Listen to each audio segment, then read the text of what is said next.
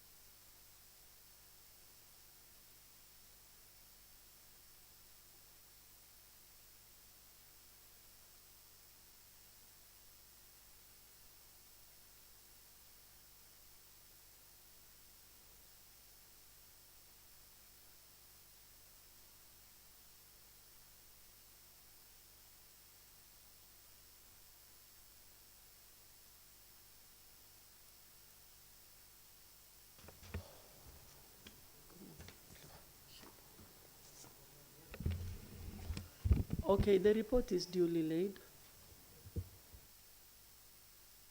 Clerk, next order. Order number 6, notices of motion. Order number 7, statements. Order number 8, question time. Next order. Order number 9, bill. Turkana County Supplementary Bill number 2 of 2026, second reading. Chairperson, Committee on Budget and Appropriation.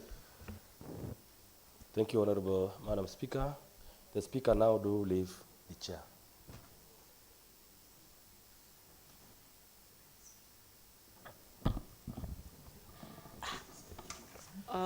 Just a minute.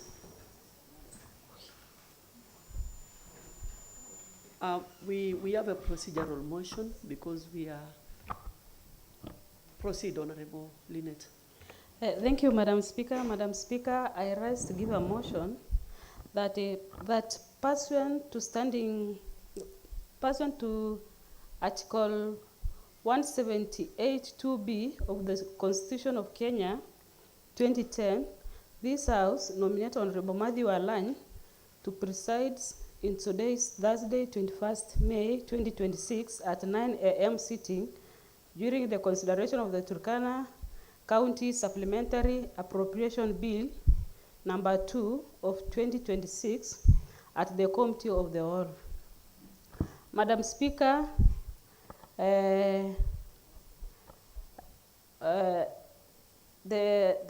the Constitution of Kenya allows honorable members to nominate any member to chair the Committee of the Whole. So, Madam Speaker, we have nominated Honorable Matthew Alany because Matthew Alany is capable and experienced member of this county assembly who possesses the competence and also has the required guidance to the Committee of the Whole. Madam Speaker, I urge honorable members to support this motion so that the business before this House be transacted effectively and in accordance with the law. So, Honorable Madam Speaker, I now call upon Honorable Michael Ayemun to second this motion.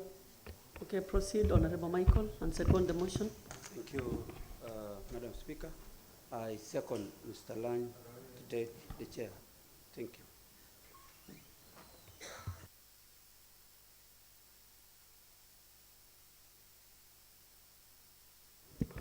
Honorable members, I now want to propose that pursuant to Article 178 Cap 2B of the Constitution of Kenya 2010, this House nominates Honorable Matthew Alany to preside in today's Thursday, 21st May 2026 at 9 a.m. sitting during the consideration of the Turkana County Supplementary Appropriation Bill number 2 of 2026 at the Committee of the Whole House. The floor is now open for members' deliberation.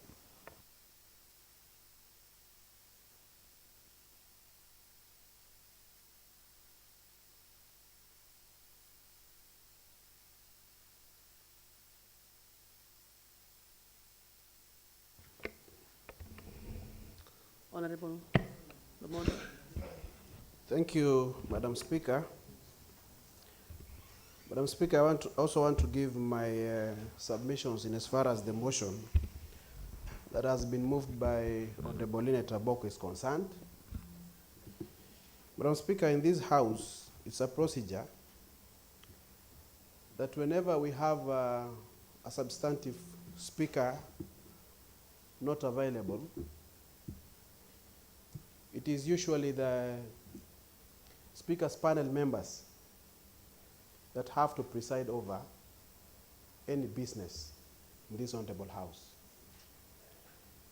Madam Speaker, we have members of the Speaker's panel who have been appointed by the Speaker in this honorable House, you being one of them, Honorable Mike Ewoy being another member, and Honorable Opayo Lawrence being another member who is supposed to take over in case we have a serious business. Madam Speaker, it's unless I get convinced as a member, the reason why we still have the members of the Speaker's panel in this honorable House. Order. Is that a query or is that a contribution to the motion? Because you are querying the motion. You could have raised the proper way and bring that properly. Madam Speaker, I'm giving my submissions in regard to the motion that has been moved. And I don't know whether there is a better way on how I should speak. Madam Speaker, I'm giving my submissions in as far as the motion is concerned. We have the motion mover who is supposed to reply on issues that I'm raising, Madam Speaker. So I have said that it will be so good for we members in this honorable house to be told why the other members of the speakers panel are not in position to preside over the next sitting, Madam Speaker. Madam Speaker, I don't interject the capability of Honorable Lany. I know his competence, but when the motion mover will be replying, Madam Speaker, it will be so prudent for this honorable house to understand the reason why the other members of the speakers panel are not in position to preside on the next business. That is my submission, Madam Speaker, as I sit down and give my opinion on the motion that has been proposed.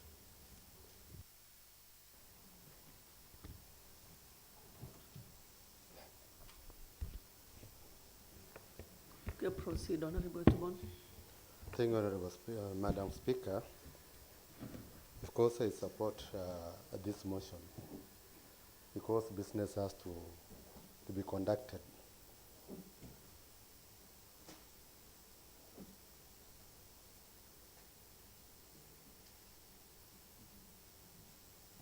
Proceed.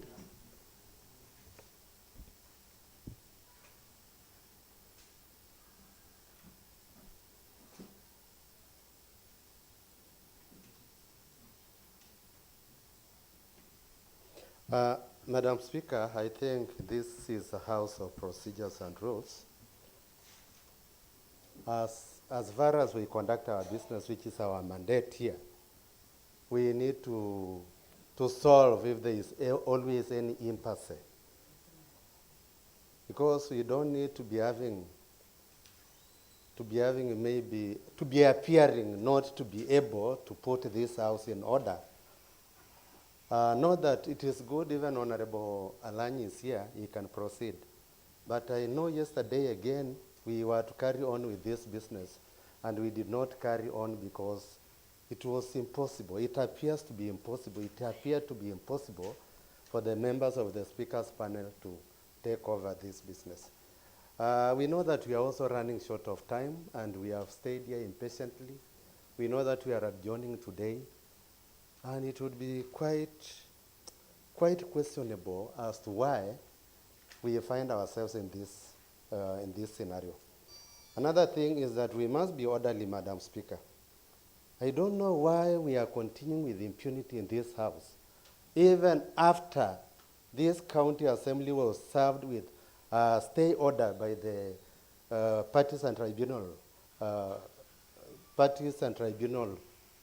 political parties tribunal that indicated that the majority leader, the majority whip, had to continue until the court decided on 27th.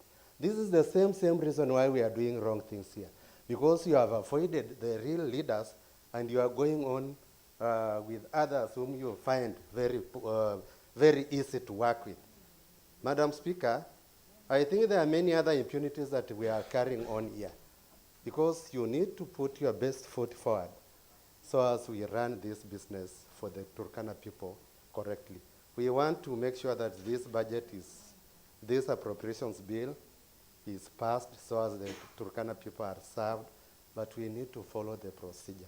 It is always good. We are Christians. If you feel that there is something that will not make us work together, why can't we always retreat as members, talk to ourselves, and then we now work peacefully instead of maybe raising issues? We are burning our energy, arguing about something that would have been procedurally been done if we really follow the right direction. Another thing, Honorable Speaker, as I sit down, is that we have the secretariat in this house, in this county assembly, who are misleading the house. Even as we talk, you will find out. Let me not talk about it now. But as you realize, even some of the reports we are going to table here will be indicating that members sat, a committee sat, and passed this and this. When in the real sense, not even one member of the committee sat somewhere. How are we going to carry on in this manner? Suppose somebody mad becomes, who is our enemy, picks on from what we are now saying. Of what benefit will our large numbers be if we are not doing things according to the right procedure? It will not help us at all. So, Madam Speaker, while God has put you there, remember that God is, we prayed. In the prayer, you are there for the service of our people, not the service of a few of us who may be ready always to argue and do all those things. And then at the end of the day, we clap saying that we have done the right thing. While the public points at us, the public will be pointing at Honorable Etubon.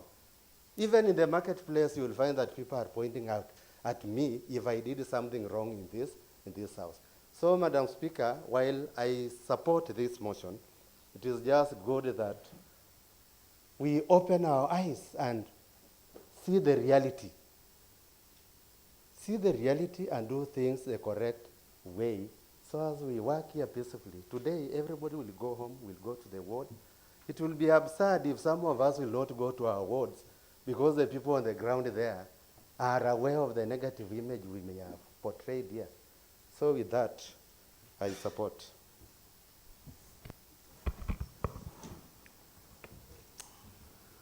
Honorable Selina. Asante sana, Mheshimiwa Spika. Mheshimiwa Spika, naunga mkono mjadala ya leo, na pia ningependa kujulisha wenzangu kuwa jambo ambalo liko mbele yetu ni muhimu sana, na sisi ndio tutatekeleza yote. Jana niko na information kuwa jana walikuwa wameteua mojawapo ya panel ya speakers asimamie, na alikataa. Tungefanyaje? Na tayari kazi iko mbele yetu. Tungetafuta mtu mwingine ambaye anaweza fanya kazi hiyo kwa njia sahihi ili kazi iendelee. Kwa hivyo, Mheshimiwa Speaker, point of information, Madam Speaker. Mheshimiwa Speaker, mambo kama haya hatutakuwa okay, tuna entertain kila saa mambo ya kufanya. Madam Speaker, ni vizuri hapa tujue tuletwa na Mungu Selina, kufanya kazi. can you please take your seat? Ni vizuri hapa tufanye kazi yenye watu wetu walituletea. Na tutafanya kazi kama tutakuwa tunaongea ukweli. Especially kama mtu hakuwa jana na sisi tulikuwa hapa. Na sisi tunawakilisha watu wote wa hii county. But Honorable Etubon, it Madam is Speaker, really true. Madam Speaker, nobody was willing to take yesterday. Yes. Madam Speaker, nataka tuongee ukweli. Jana tulikuwa kwa hii nyumba. Na sisi tulipiga kura. Haikuwa hata procedural motion. Tulikubaliana. Tukasema Mheshimiwa Patrick aendeleze huu mjadala. Tafadhali niache tu nimalize. That was after I can also speak. Tafadhali niachilie nimalize alafu ya utaongea. Jana tulikubaliana hapa, tukamwambia Mheshimiwa Patrick aendelee. Sisi tuliokuwa hapa tunataka tuongee ukweli. Tulikubaliana Mheshimiwa Patrick aendelee. Na tukakaa hapa. Tulipokuwa tukikaa, yule anayeshikilia kama kiranja alichukua watu mmoja mmoja wakatoka wakaenda. Sisi wale wengine tulibaki hapa. Na baadaye tukaulizana. Tuliuliza chairman yuko hapa. Ni chairman wetu kiongozi ambaye amekomaa kwa haya mambo. Alituambia Mheshimiwa Patrick hakuwa na uzoefu wa kufanya kazi hii.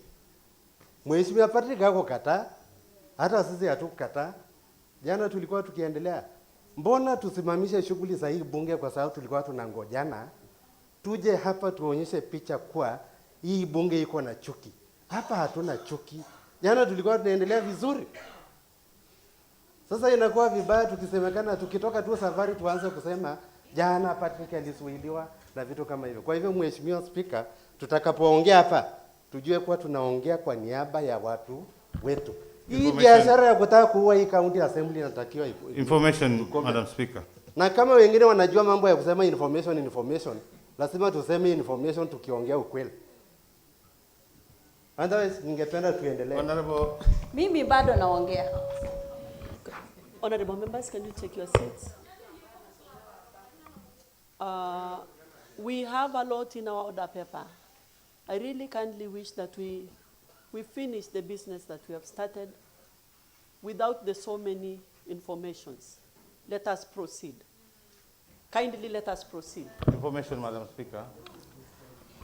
Clarity. I am standing, can you sit? Honorable Selina, you sit. Can we continue?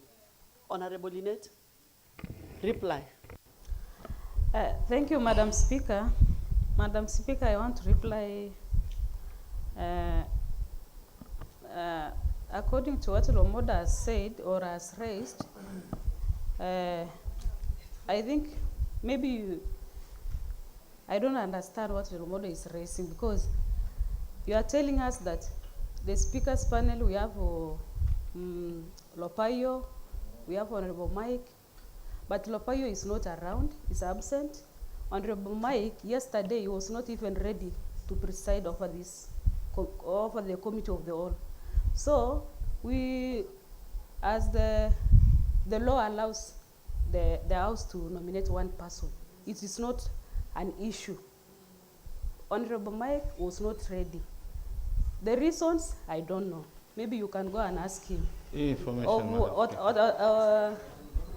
For Honorable Abdi Fattah, allow Honorable Lynette finish. We have a lot in our order paper, honorable members. Proceed, Honorable Lynette. You know, honorable members, this is a procedural motion. I'm not even supposed to reply. For Honorable Edukon and Etubon, that matter is an outside of this motion. It was out of the motion, but now I'm not even ready to reply on that. For the peace and unity of this House, because he has already cited on issue of peace. So let's just take easy and conduct our business that is ahead of us.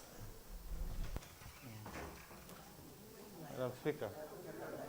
Honorable Abdi Fattah, let us finish the issue that we have started, the procedural motion.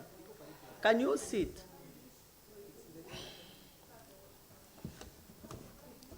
Madam Speaker, I just want to provide some guidance somewhere, then you proceed. No, just allow me finish that, and then we will.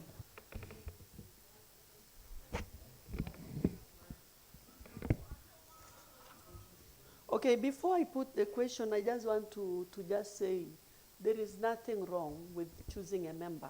It is not it is not lawly, it is not out of order.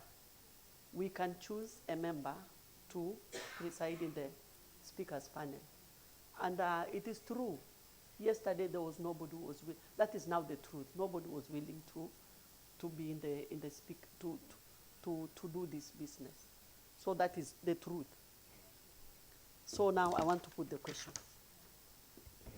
Honorable members, I now want to put the question that pursuant to Article 178 2B of the Constitution of Kenya 2010, this House nominates Honorable Matthew Alany to preside in today's Thursday, 21st May 2026 at 9. To preside in today's 21st May 2026 during the consideration of the Turkana County Supplementary Appropriation Bill number 2 of 2026 at the Committee of the Whole. Will as many as of the same opinion say aye?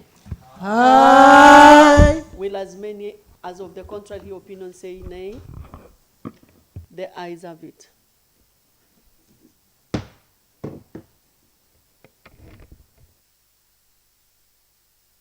Clerk, next order.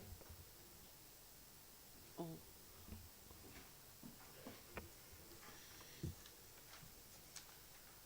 Wacha, hiyo bill, nini?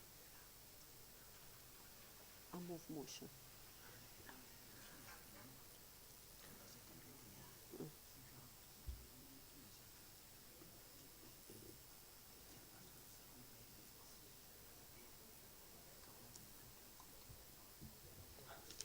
Nick, hebu kwanza.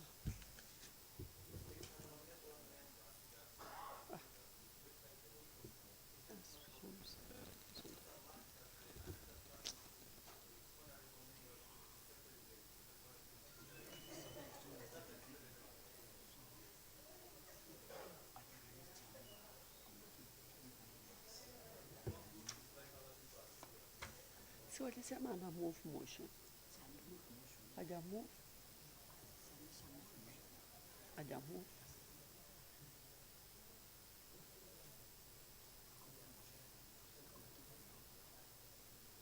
Yes, walisema tukisema bill ya second reading a move motion.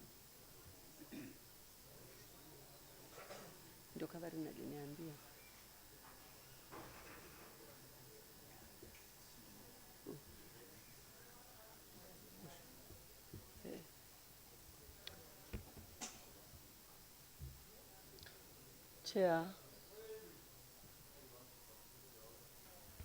Chair, Budget and Appropriation, you move the motion. Thank you, Madam Speaker. That the Turkana County Supplementary Appropriation Bill number 2, 2026, be now read the second time.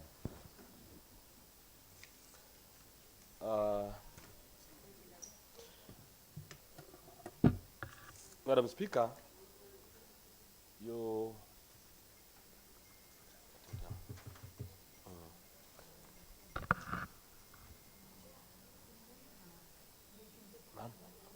last week,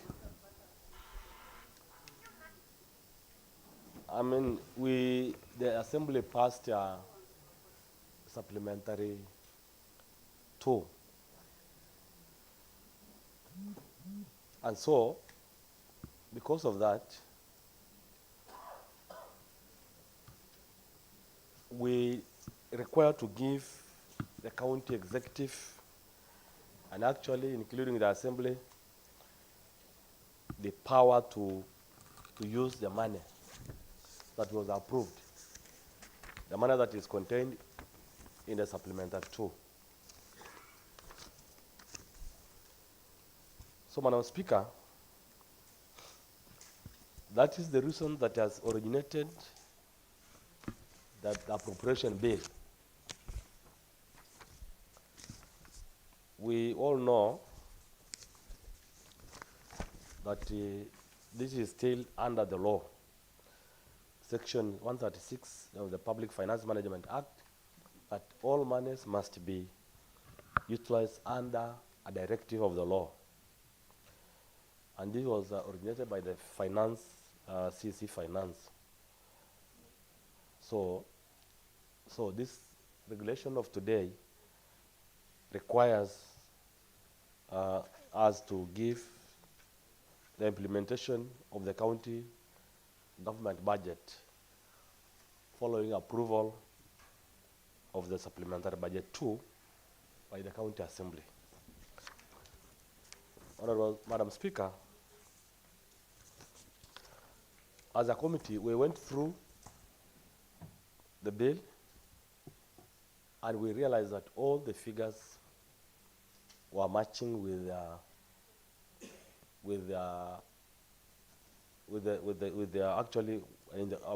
was the bill. And so, as you move into supplying, I want to make members understand that all the figures contained in the bill are the same figures that actually are in the supplementary 2. This document is in your iPad, and I think you can look at that. There was only an amendment, a small amendment. Okay, so that is what we found, Madam Speaker.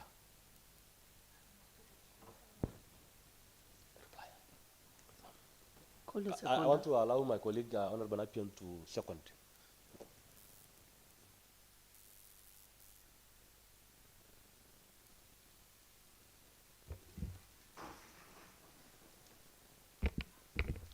Honorable members, I now want to propose that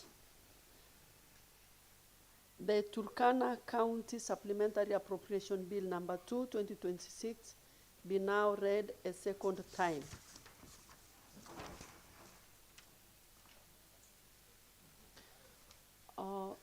The motion is now open for members to deliberate.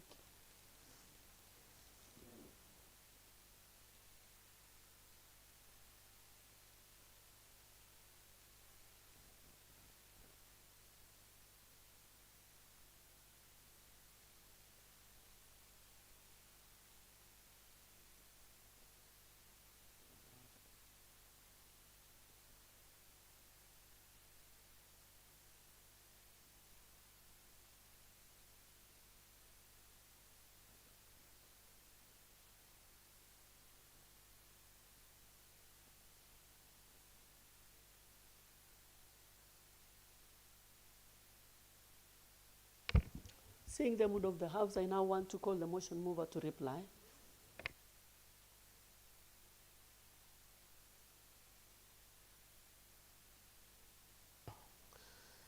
Silence normally in a tense situation like this one will indicate that members are satisfied with the provisions of the bill. As I want to reply. Thank you very much, honorable members. Now we'll proceed to ask you to pass this bill. Thank you.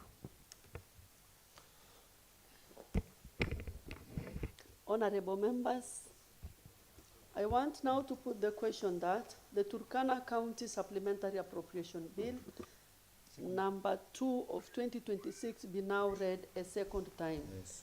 May as many as of the same opinion say aye. Aye. May as many as of the contrary opinion say nay. The ayes have it. Clerk may now read the long title.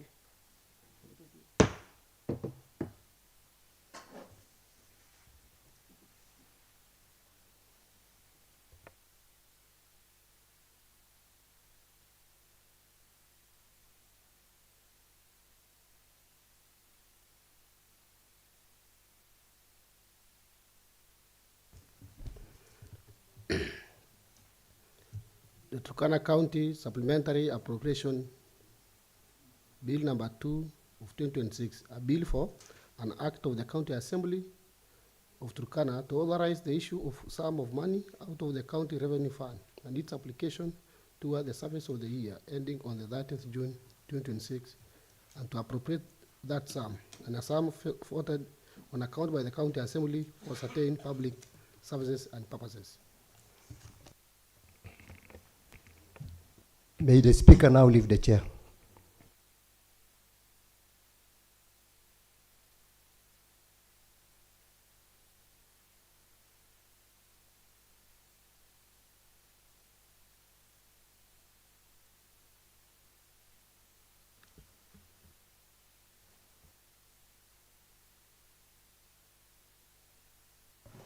Honorable members, you may get seated.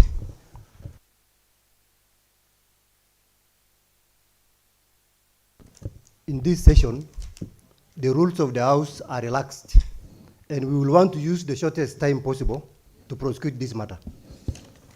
Long title of the bill: the Turkana County Supplementary Appropriation Bill number 2 of 2026, a bill for an act of the County Assembly of Turkana to authorize the issue of a sum of money out of the County Revenue Fund and its application towards the service of the year ending on 30th June 2026 and to appropriate that sum and a sum voted on account by the County Assembly for certain public services and purposes, enacted by the County Assembly of Turkana as follows. Short title. This act may be cited as the Turkana County Supplementary Appropriation number 2, 2026, issue of 19,236,189,581 shillings and 75 cents out of the consolidated fund for the service of the year ending 30th June 2026, an appropriation of the money granted. 2, the Turkana County Treasury may issue out of the county revenue fund and apply to the supply granted for the services of the year ending 30th June the sum of Kenya shillings 19,236,189,581.75 cents only, and that sum shall be deemed to have been appropriated as from 1st July 2025 for the services and purposes specified in the first and the second schedule. Honorable members, now we go to the first one. Are there means recurrent. So the first vote is recurrent 411. The amount required in the year ending 30th June 2026 for the operations and maintenance of the office of the governor. 129,963,712.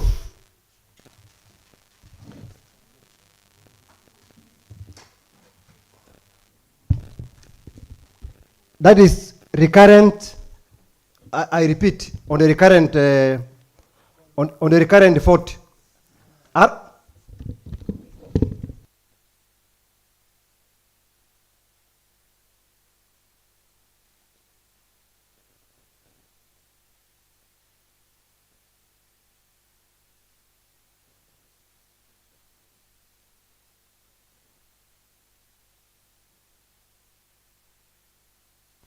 Yes, we were just consulting on the same.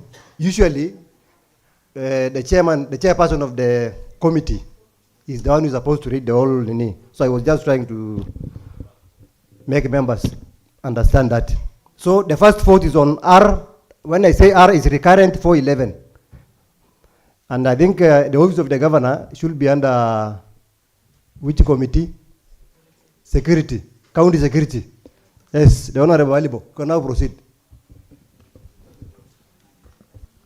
Honorable members, I rise to move vote R4111, the amount required in the year ending 30th June 2026 for the operations and maintenance of the office of the governor, amounting to Kenya shillings 129,963,712. I ask Honorable Rebecca to second. Thank you, Honorable. Thank you, Chair. I stand to second. I now propose the question that R411, which is the amount required in the year ending 30th June 2026 for operations and maintenance of the office of the governor, 129,963,712 be part of the bill. You are now free to discuss before I put. I now put the question. Yes. That R411, the amount required in the year ending 30th June 2026 for the operations and maintenance of the office of the governor, 129,963,712 be part of the bill. Will as many with the same opinion say aye? Aye. Will as many with contrary opinion say nay? The ayes have it. R4112. The Honorable Alio. Honorable members, I now rise to move vote R4112, the amount required in the year ending 30th June 2026 for the salaries and expenses of the office of the Deputy Governor amounting to Kenya shillings 20,529,960. I ask still Honorable Abdifata, a member of the committee, to second. Thank you, Honorable Chair. I rise to second. Thank you. Thanks. R4112. The amount, I now propose the question that R4112, the amount required in the year ending 30th June 2026 for the salaries and expenses of the office of the Deputy Governor, 20,529,960, be part of the bill.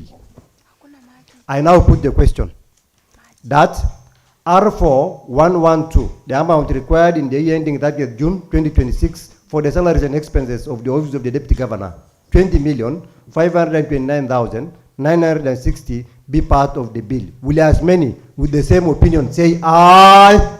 Aye. Will as many with contrary opinion say nay? The ayes have it. R4114.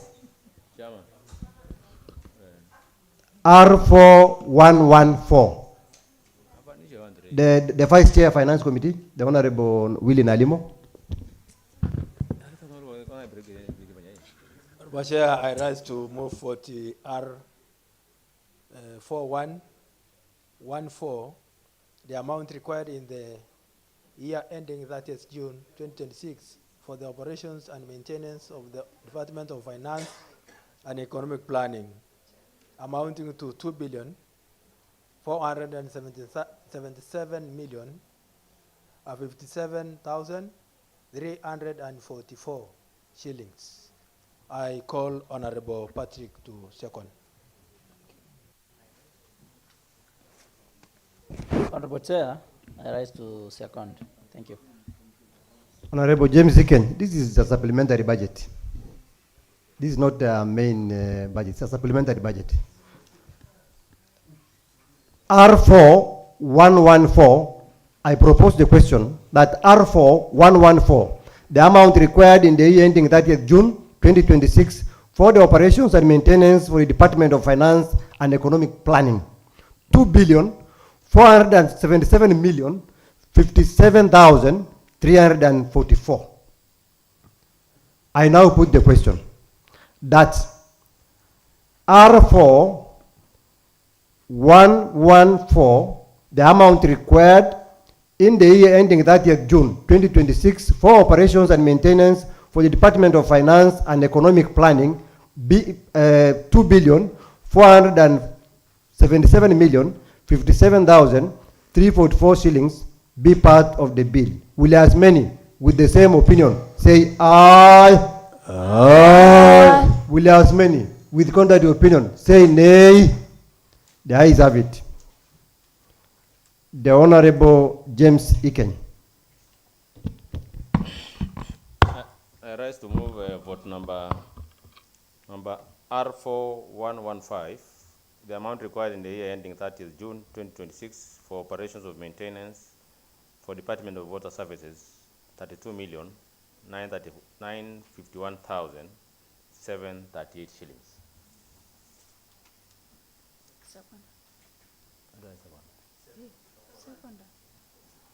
I rise to request the leader of majority to second.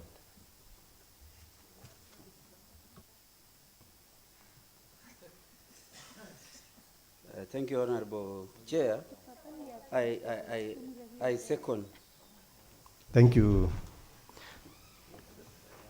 Now I propose the question that recurrent 4115, the amount required in the year ending 30th June 2026 for operations and maintenance for the Department of Water Services, 32,951,738, be part of the bill.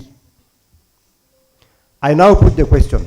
Recurrent 4115, the amount required in the year ending 30th June 2026 for operations and maintenance for the Department of Water Services, 32,951,738 shillings, be part of the bill. Will as many with the same opinion say aye? Aye. Aye. Will as many with contrary opinion say nay? The ayes have it. The Honorable Patrick Napio. Thank you, the Honorable Chair. Honorable Chair, I rise to move for the R4116, the amount required in the year ending, that is June 2025, the operations and maintenance for the Department of Health, Services and Sanitation, 1,451,283,347. Mr. Speaker, that is the money that has been voted to run the activities of the Department of Health. I wish to take this opportunity to ask the Honorable 𝐂𝐎𝐒𝐒𝐿 to second.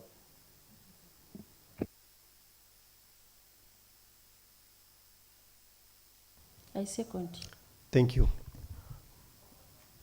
Now, I propose the question that recurrent 4116, the amount required in the year ending 30th June 2026 for operations and maintenance for the Department of Health Services and Sanitation, 1,451,283 shillings, 283,347 shillings, be part of the bill.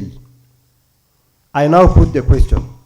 Recurrent 4116, the amount required in the year ending 30th June 2026 for the operations and maintenance for the Department of Health Services and Sanitation, 1,451,283,347 shillings. Will as many with the same opinion say aye? Aye. Will as many with contrary opinion say nay? The ayes have it. The Chair of Tourism or the Vice or any member can move the next vote.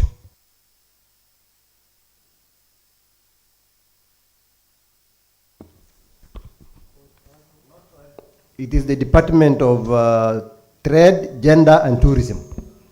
Thank you, Chair. Chair, I rise to move recurrent vote number 4117.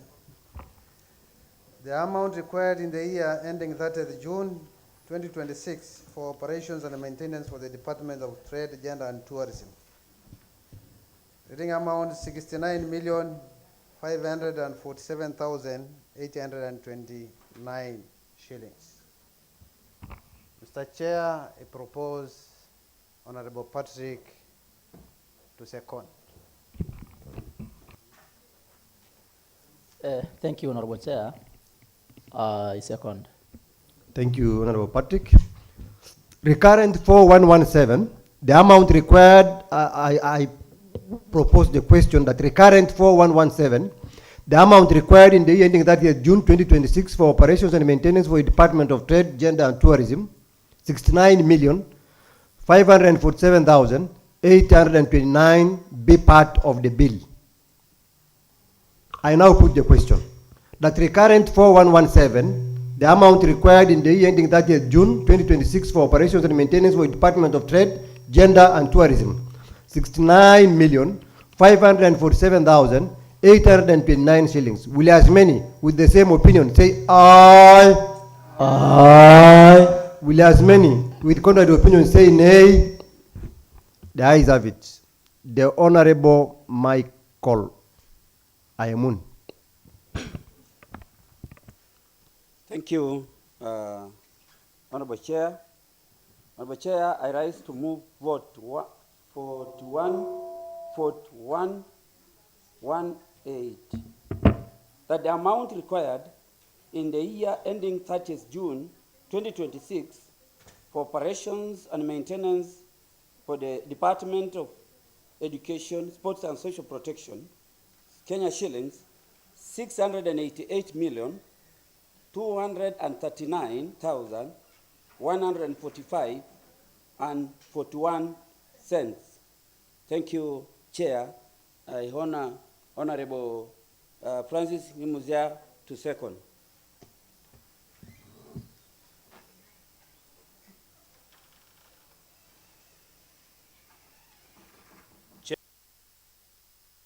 Thank you. I now propose the question that recurrent 4118, the amount required in the year ending 30th June 2026 for operations and maintenance for the Department of Education, Sports and Social Protection, 688,239,145 shillings and 41 cents be part of the bill. I now put the question that recurrent 4118, the amount required in the year ending 30th June 2026 for operations and maintenance for the Department of Education, Sports and Social Protection, 688,239,145 shillings and 41 cents be part of the bill. Will as many with the same opinion say aye? Aye. Will as many with contrary opinion say nay? The ayes have it. The Honorable Samuel Aliwo.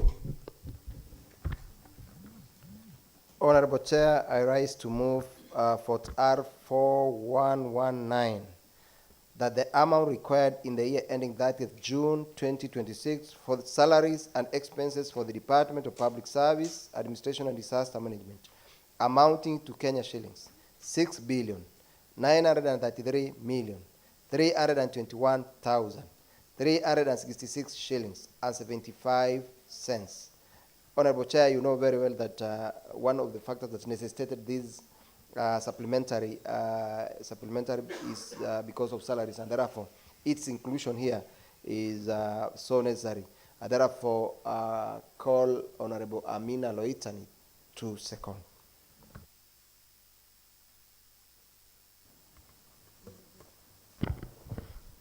I second. Thank you.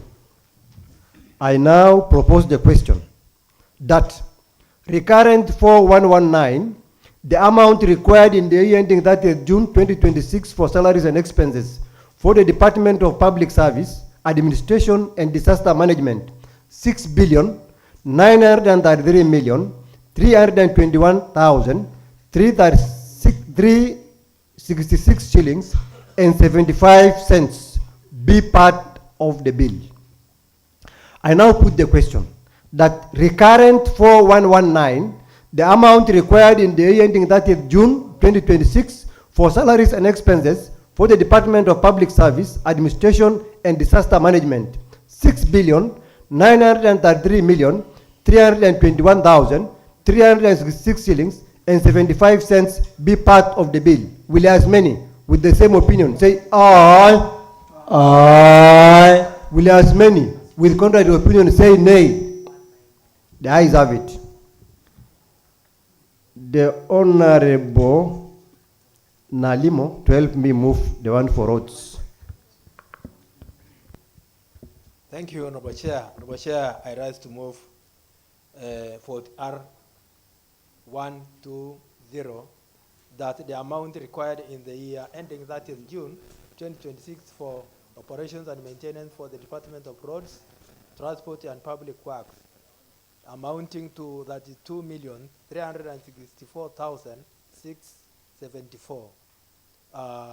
I call Honorable Kobongen to second. Thank you, Chair Budget. I now propose the question that recurrent 4120, the amount required in the year ending 30th June 2026 for operations and maintenance for the Department of Roads, Transport and Public Works, 32,364,674 be part of the bill. I now put the question that the amount required in the year ending 30th June 2026 for operations and maintenance for the Department of Roads, Transport and Public Works, 32,364,674 shillings. Will as many with the same opinion say aye? Aye. Will as many with contrary opinion say nay? The ayes have it. The Honorable William Etubon.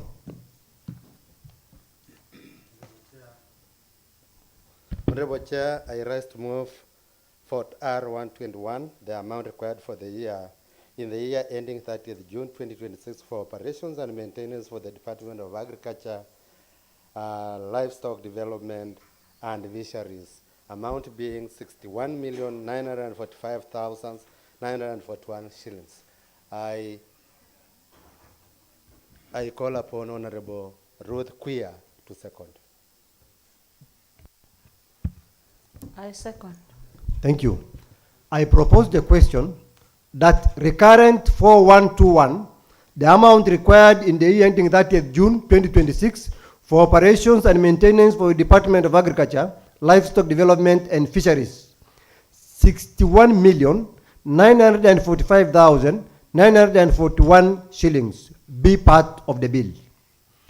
I now put the question.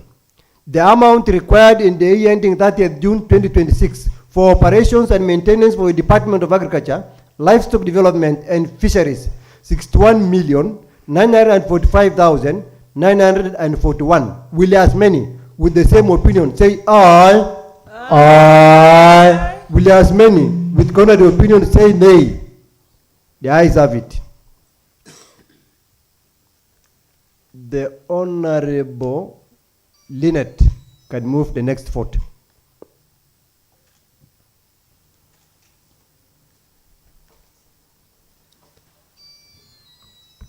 Honorable Chair, I move vote R4122. The amount required in the year ending 30th June 2026 for the operation and maintenance for the Department of Natural Resources and Climate Change, 22,052,302 shillings. Honorable Chair, I call upon Honorable Sarah Abdi to second. Honorable Chair, I second. Thank you. I now propose the question that recurrent 4122, the amount required in the year ending 30th June 2026 for operations and maintenance for the Department of Natural Resources and Climate Change, 22,052,302. I now put the question. The amount required in the year ending 30th June 2026 for operations and maintenance for the Department of Natural Resources and Climate Change, 22,052,302. Will as many with the same opinion say aye? Aye. Will as many with contrary opinion say nay? The ayes have it. The Honorable Patrick Losuru. Thank you, Honorable Chair. Honorable Chair, I rise to move for R4123, the amount required in the year ending 30th June 2026 for operation and maintenance for the Department of Lands, Fiscal Planning and Urban Development. Amount 161,779,552 shilling. Honorable Chair, I call upon Honorable Lydia to second. Honorable Chair, I second. Now I propose the question that recurrent 4123, the amount required in the year ending 30th June 2026 for operations and maintenance for the Department of Lands, Fiscal Planning and Urban Development, 161,779,552 shillings. I now put the question. Recurrent 4123, the amount required in the year ending 30th June 2026 for operations and maintenance for the Department of Lands, Fiscal Planning and Urban Development, 161,779,552 shillings. Will as many with the same opinion say aye? Aye. Will as many with contrary opinion say nay? The ayes have it. The Honorable Gashibi, you can now move the next vote.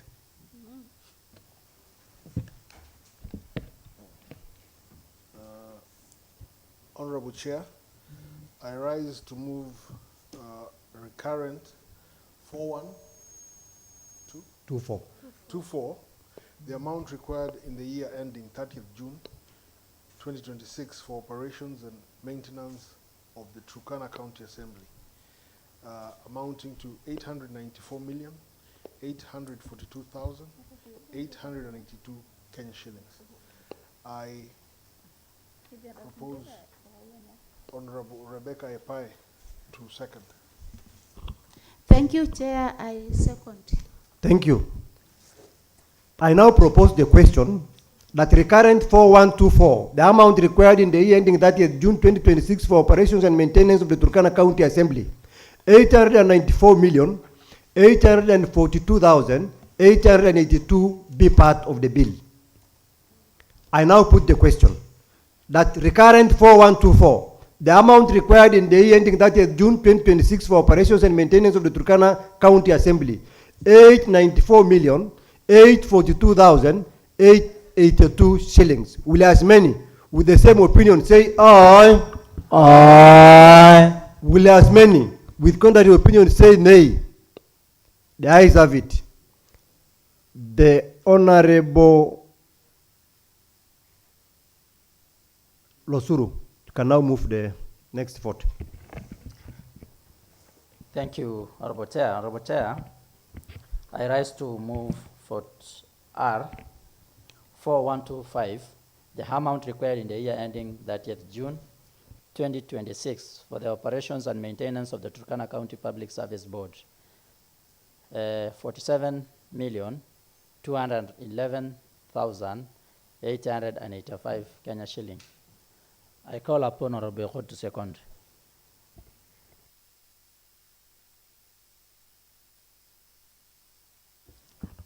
Mr. Chair, I second. Thank you. Honorable members, I now propose the question that recurrent 4125, the amount required in the year ending 30th June 2026 for operations and maintenance of the Turkana County Public Service Board, 47,211,885 shillings be part of the bill. Honorable members, I now put the question that recurrent 4125, the amount required in the year ending 30th June 2026 for operations and maintenance of the Turkana County Public Service Board, 47,211,885. Will as many with the same opinion say aye? Aye. Will as many with contrary opinion say nay? The ayes have it. The Honorable Namesek can move the next vote.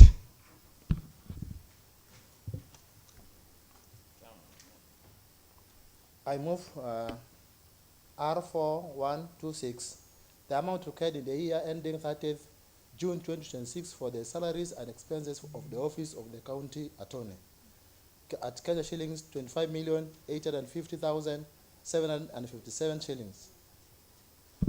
I propose Ruth to second.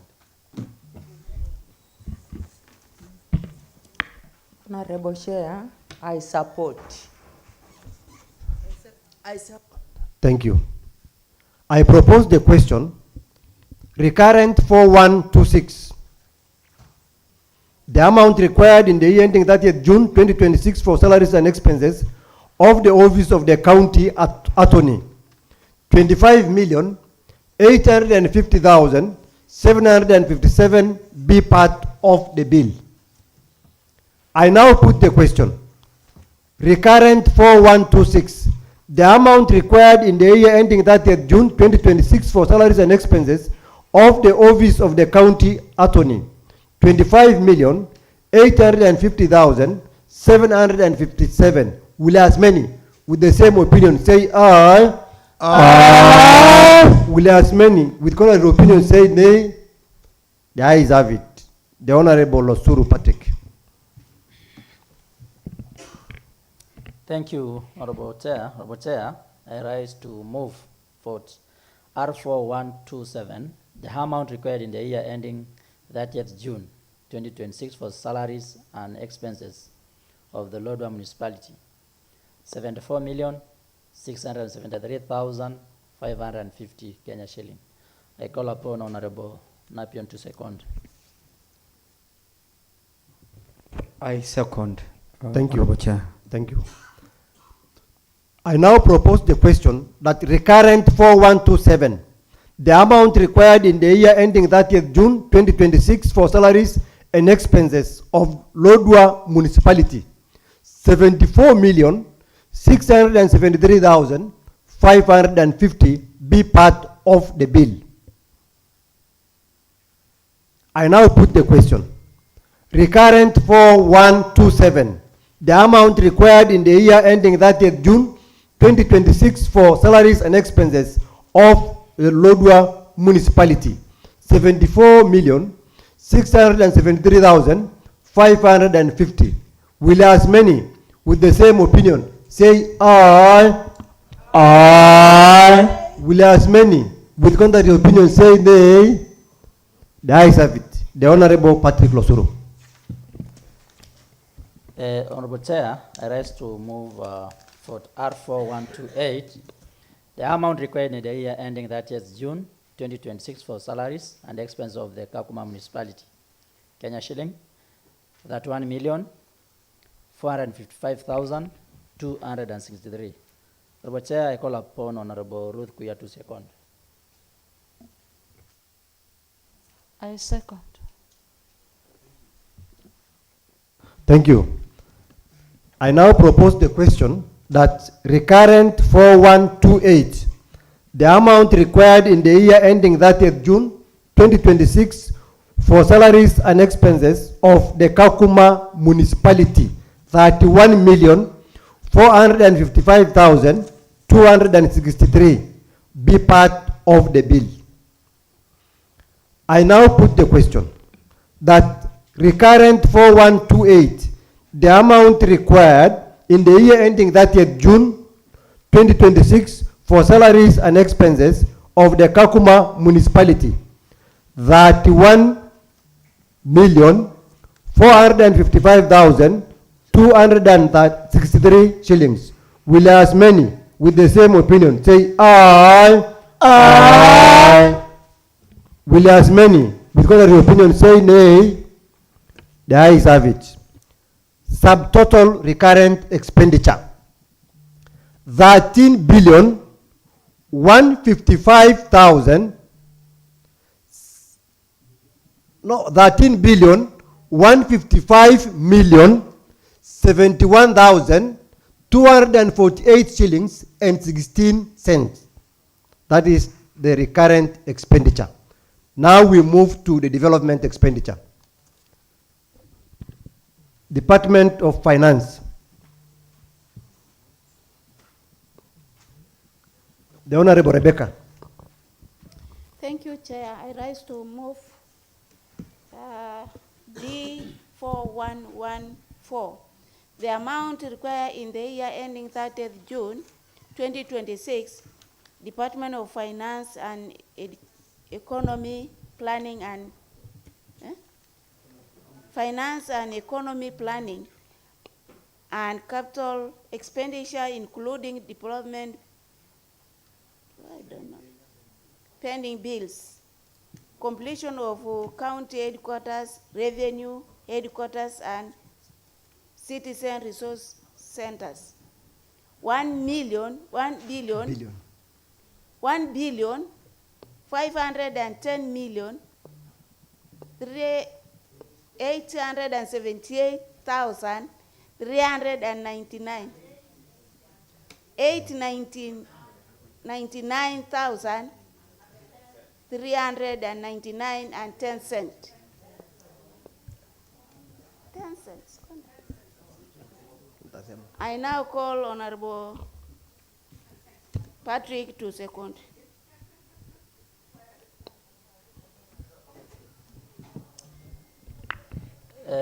Honorable Speaker, Honorable Chair, I rise to second. Thank you. Development 4114. I propose the question that the amount required in the year ending 30th June 2026, Department of Finance and Economic Planning for capital expenditure including development, pending bills, completion of county headquarters, revenue infrastructure, and citizen resource centers. 1,510,878,899 shillings and 10 cents be part of the bill. I now put the question that development 4114, the amount required in the year ending 30th June 2026, Department of Finance and Economic Planning for capital expenditure including development pending bills, completion of county headquarters, revenue infrastructure, and citizen resource centers, 1,510,878,899 shillings and 10 cents. Will as many with the same opinion say aye? Aye. Will as many with contrary opinion say nay? The ayes have it. The Honorable James Eken. Chairman, I rise to move development for number 4115, that the amount required in the year ending 30th June 2026 for the Department of Water Services capital expenditure, including water infrastructure and water fund, amount 471,360,000. I propose Leading about to second. Honorable Chair, I second. Thank you. I now propose the question that development 4115, the amount required in the year ending 30th June 2026 for the Department of Water Services, capital expenditure including water infrastructure and water fund, 471,360,000 be part of the bill.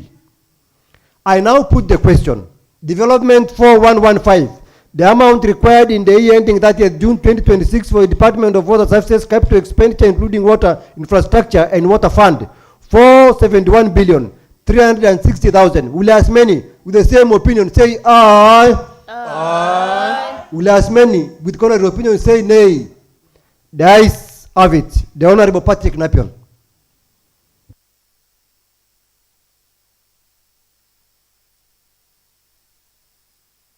Honorable Chair, I rise to move vote D 4116, that the amount required in the year ending 30th June 2026 for the Department of Health Services and Sanitation for capital expenditure, including construction, renovation, and maintenance of health facilities. Mr. Speaker, amounting to 95,500,000. Mr. Speaker, this is the exact amount of money that is meant to do development. In that regard, Mr. Speaker, I want to ask the Honorable Member for Kanam-Kemere to second. I second. Thank you. Honorable members, I propose the question that development 4116, the amount required in the year ending 30th June 2026 for the Department of Health Services and Sanitation for capital expenditure including construction, renovation and maintenance of health facilities, 95,500,000 be part of the bill. I now put the question that development 4116, the amount required in the year ending 30th June 2026 for the Department of Health Services and Sanitation for capital expenditure including construction, renovation and maintenance of health facilities, 95,500,000. Will as many with the same opinion say aye? Aye. Will as many with contrary opinion say nay? The ayes have it. The Honorable Lynette. Next vote. Honorable Chair, I move vote D 4117. The amount required in the year ending 30th June 2026 for the Department of Trade, Gender and Tourism, including physical market, infrastructure, biashara, youth and women fund, 64 million. I now call upon Honorable Esther Apetet Manat second.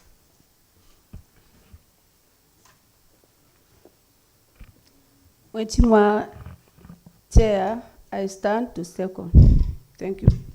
Thank you. I now propose the question that D4117, the amount required in the year ending 30th June 2026 for the Department of Trade, Gender and Tourism, including physical market, infrastructure, biashara, youth and women fund, 64 million be part of the bill. I now put the question that development 4117, the amount required in the year ending 30th June 2026 for the Department of Trade, Gender and Tourism, including physical market infrastructure, Biashara, Youth and Women Fund, 64 million. Will as many with the same opinion say aye? Aye. Will as many with contrary opinion say nay? The ayes have it. The Honorable Michael Aimun. Thank you, Honorable Chair. I rise to move vote D4118 that the amount required in the year ending 30th June 2026, Department of Education, Sports and Social Protection, capital expenditure, including ECD, infrastructure development, equipping of child rescue centers, youth and VTCs infrastructure, amounting to Kenya shillings 102,300,000. I honor Honorable Lynette to second. Thank you, Honorable Chair. I second. Thank you. I now propose the question that development 4118, the amount required in the year ending 30th June 2026, Department of Education, Sports and Social Protection, capital expenditure including ECD infrastructure development, equipping of child rescue centers, youth and VTCs infrastructure, 102,300,000 be part of the bill. I now put the question that development 4118, the amount required in the year ending 30th June 2026, Department of Education, Sports and Social Protection, capital expenditure including ECD infrastructure development, equipping of rescue centers, youth and VTCs infrastructure, 102,300,000. Will as many with the same opinion say aye? Aye. Will as many with contrary opinion say nay? The ayes have it. The Honorable James Eken.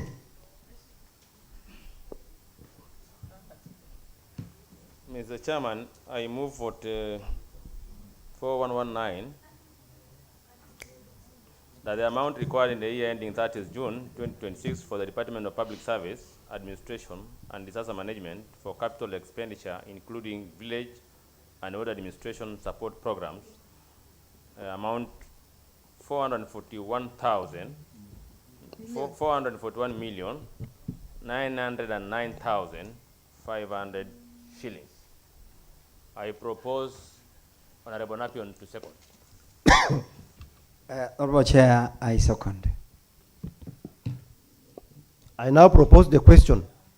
Development 4119, the amount required in the year ending 30th June 2026 for the Department of Public Service, Administration and Disaster Management for capital expenditure including village and road administration support program, 441,909,500 shillings be part of the bill. I now put the question. Development 4119, the amount required in the year ending 30th June 2026 for the Department of Public Service, Administration and Disaster Management for capital expenditure including village and road administration support programs, 441,909,500 shillings. Will as many with the same opinion say aye? Aye. Will as many with contrary opinion say nay? The ayes have it. The Honorable Gashibi. Honorable Chair, I rise to move vote number D4120, the amount required in the year ending 30th June 2026 for the Department of Roads, Transport and Public Works, capital expenditure including public works development programs, construction and maintenance of roads, amounting to 340,756,213 shillings and 22 cents only. I call upon Honorable 𝐂𝐎𝐔𝐍𝐓𝐘 to second.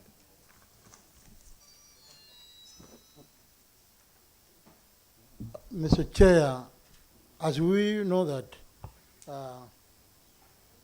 the ministry ahead of the development, Mr. Speaker, it's a requirement that the department authorize to give this money so that they speed up the process so that our people get their services at the right time. Mr. Speaker, I rise to second. Thank you. I now propose the question that development 4120, the amount required in the year ending 30th June 2026 for the Department of Roads, Transport and Public Works, capital expenditure including public works development programs, construction and maintenance of roads, 340 million, 756,213 shillings and 22 cents be part of the bill.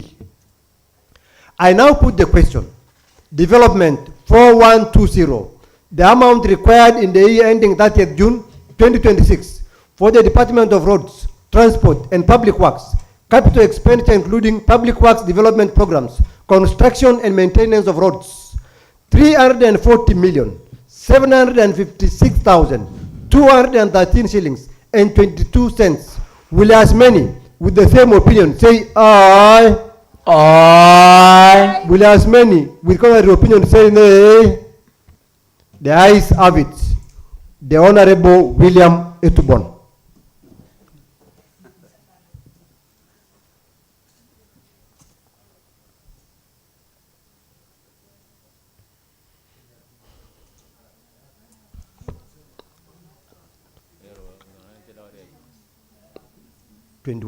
Development 21.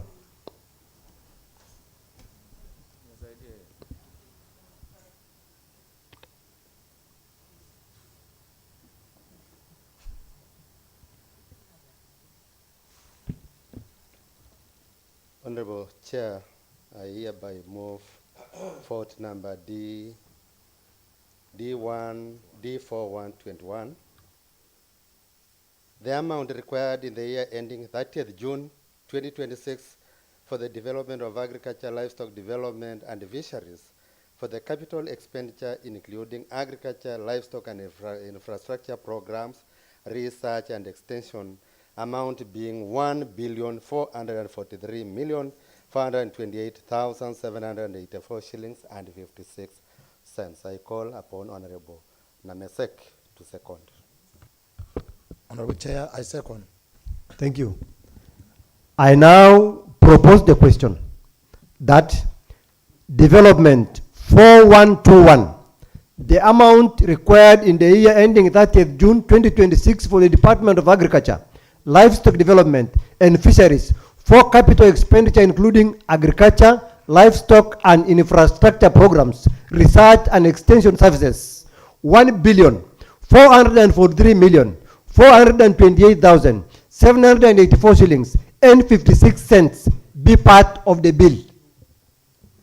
I now put the question that development 4121, the amount required in the year ending 30th June 2026 for the Department of Agriculture, Livestock Development and Fisheries for capital expenditure including agriculture, livestock and infrastructure programs, research and extension services, 1,443,428,784 shillings and 56. Will as many with the same opinion say aye?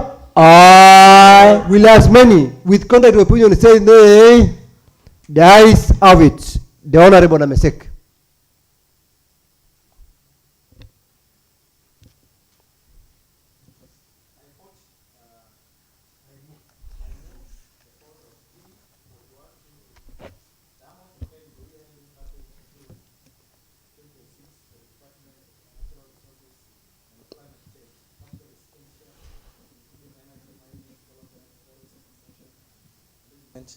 And Flocker, amount of 788,117,127. I propose Selina to second. Mheshimiwa Chair, I second. Thank you. I now propose the question that Development 4122, the amount required in the year ending 30th June 2026 for the Department of Natural Resources and Climate Change, capital expenditure including energy and mining development, forest conservation and management, and FLOCA, 788,178,127 shillings be part of the bill.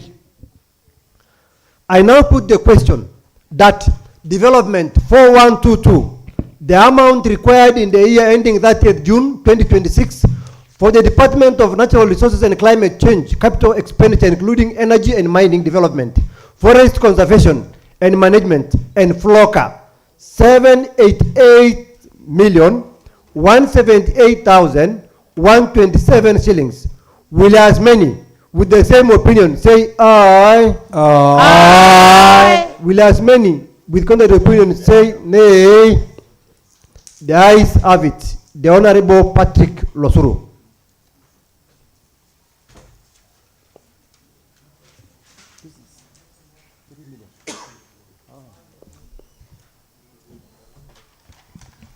Thank you, Honorable Chair. Honorable Chair, I rise to move for D 4123. The amount required in the year ending 30th June 2026 for the Department of Land, Fiscal Planning, and Urban Development for capital expenditure including preparation of the spatial plans, land registration, and preparation of cadastral plan. Kenya shilling 3 million. Honorable Chair, I call upon Honorable Amajong to second. Honorable Chair, I stand to second. Thank you. Development 4123. I now propose the question. Development 4123. The amount required in the year ending 30th June 2026 for the Department of Lands, Physical Planning and Urban Development for capital expenditure including preparation of spatial plans, land registration, and preparation of cadastral plans, 3 million, be part of the bill. I now put the question. Development 4123. The amount required in the year ending 30th June 2026 for the Department of Lands, Physical Planning and Urban Development for capital expenditure including preparation of spatial plans, land registration, and preparation of cadastral plans, 3 million. Will as many with the same opinion say aye? Aye. Will as many with contrary opinion say nay? The ayes have it. The Honorable Gashibi. Honorable Chair, I rise to move vote number D4124, the amount required in the year ending 30th June 2026 for Turkana County Assembly capital expenditure, including development pending bills, completion of cafeteria, and acquisition of conference equipment, amounting to 70 million Kenya shillings. I call upon Honorable Napion to second. I second, Honorable Chair. Thank you. Thank you.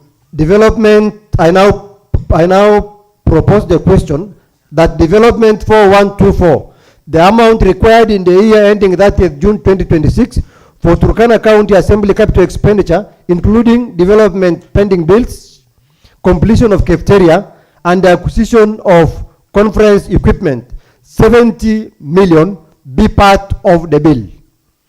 I now put the question, Development 4124, the amount required in the year ending 30th June 2026 for Turkana County Assembly capital expenditure including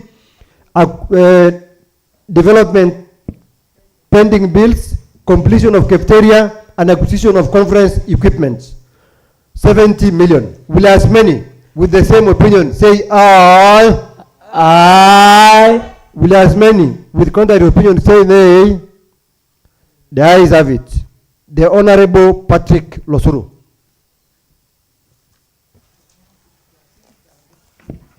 Thank you, Honorable Chair. Honorable Chair, I rise to move for D4127, the amount required in the year ending 30th June 2026 for the Lodwar Municipality capital expenditure, including the municipal services and infrastructure, research Kenya Urban Development Program, UDG. Kenya shilling 163,746,174 shilling and 72 cents. Honorable Speaker, I call upon Honorable David Echod to second. But Chair, as we know that the municipality within Lodwar requires services to our people. So when this assembly authorizes these funds, I know, Mr. Speaker, Mr. Chair, our Lodwar town will look good for the work and the services to our people, and the pay to the projects that are required to our people who have done work to support the projects within Lodwar municipality. Thank you, Honorable Chair. I second. Thank you.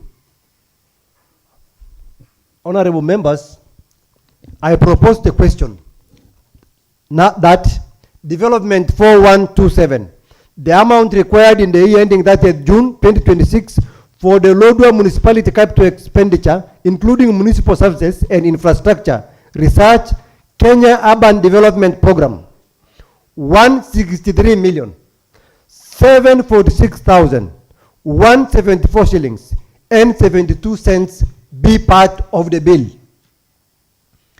I now put the question that Development 4127, the amount required in the year ending 30th June 2026 for the Lodwar Municipality capital expenditure, including municipal services and infrastructure, research, Kenya Urban Development Program, 163,746,174 shillings and 72 cents. Will as many with the same opinion say aye? Aye. Will as many with contrary opinion say the ayes have it. The Honorable Losuru. Thank you, Honorable Chair. Honorable Chair, I rise to move for D4128. The amount required in the year ending 30th June 2026 for the Kakuma Municipality capital expenditure, including the municipal services and infrastructure, research, Kenya Urban Development Program, window for host and refugees. Kenya shilling 586 million, 60,635 Kenya shilling. Honorable Chair, I call upon Honorable Ruth Kuya to second. Thank you. Honorable Chair, I second. Thank you, Honorable Ruth. Honorable members, I now propose the question that Development 4128, the amount required in the year ending 30th June 2026 for the Kakuma Municipality capital expenditure, including municipal services and infrastructure, research, Kenya Urban Development Program, window for host and refugees, 586,060,635 shillings be part of the bill. I now put the question that Development 4128, the amount required in the year ending 30th June 2026 for the Kakuma Municipality capital expenditure, including municipal services and infrastructure, research, Kenya Urban Development Program, window for host and refugees, 586,060,635 shillings. Will as many with the same opinion say aye? Aye. Will as many with contrary opinion say nay? The ayes 𝐒𝐿. Subtotal development expenditure, 6,081,118,333 shillings and 59 cents. Grand total, 19,236,189. I repeat, grand total, 19,236,189,581 shillings and 75 cents.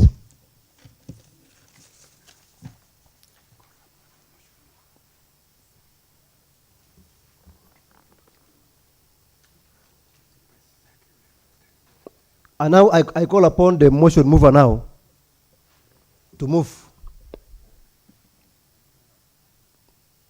The motion mover now can now move this supplementary appropriation bill number 2 of 2026. You can just report, but we are done. We are done with it.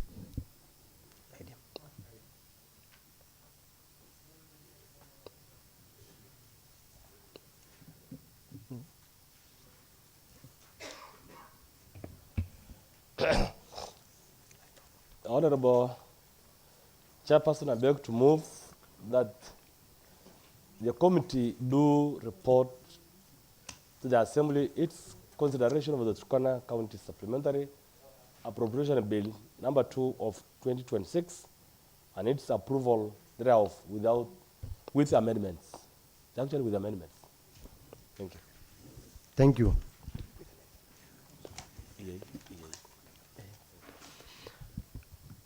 I now put the question, which is that the committee do report to the House its consideration of the Turkana County Supplementary Appropriation Bill number 2 of 2026 and its approval with amendments. Will as many with the same opinion say aye? Aye. Will as many of the contrary opinion say nay? The ayes have it.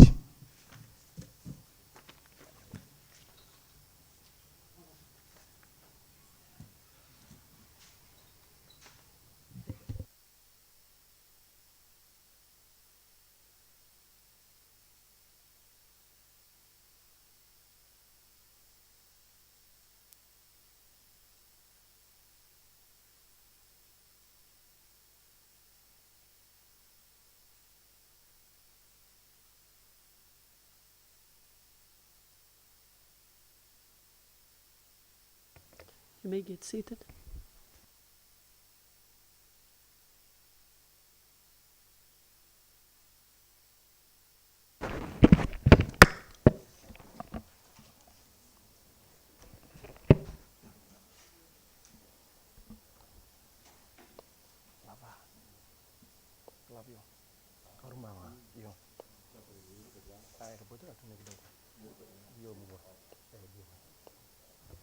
Chair, proceed and report.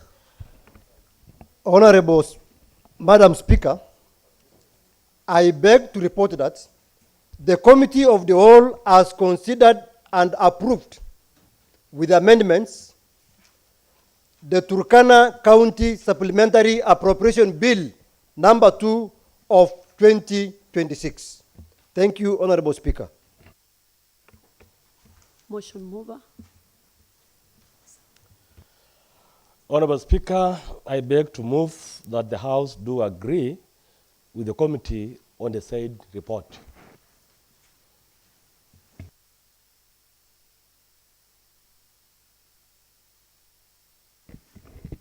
Honorable members, I now propose the question, which is that the House do agree with the committee in the said report.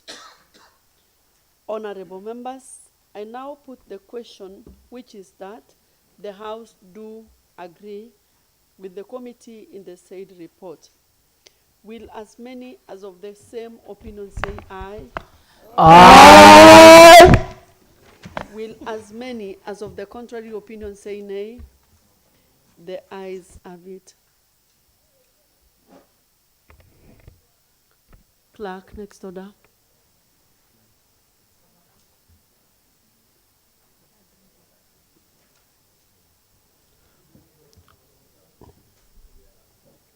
Order number 11, Bill, Turkana County Supplementary Bill number 2 of 2026, third reading.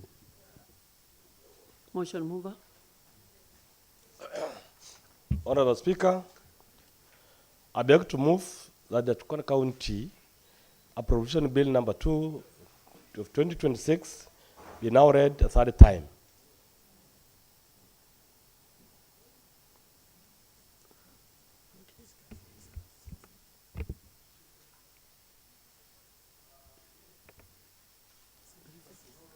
Yeah, thank you, Madam Speaker. Just third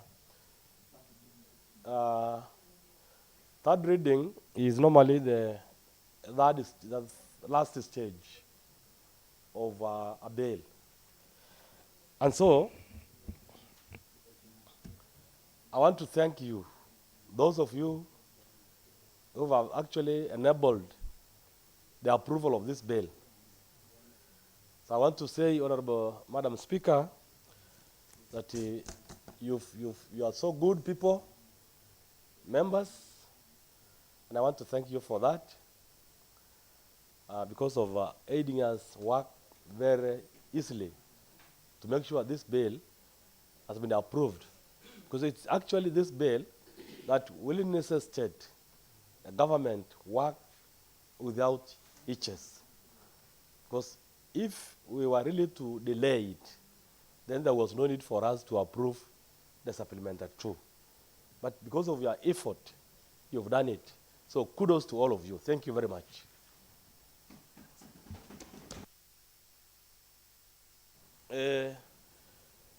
You will allow me invite Honorable Pai to second that part. Honorable Pai. Thank you, Madam Speaker. I stand to second.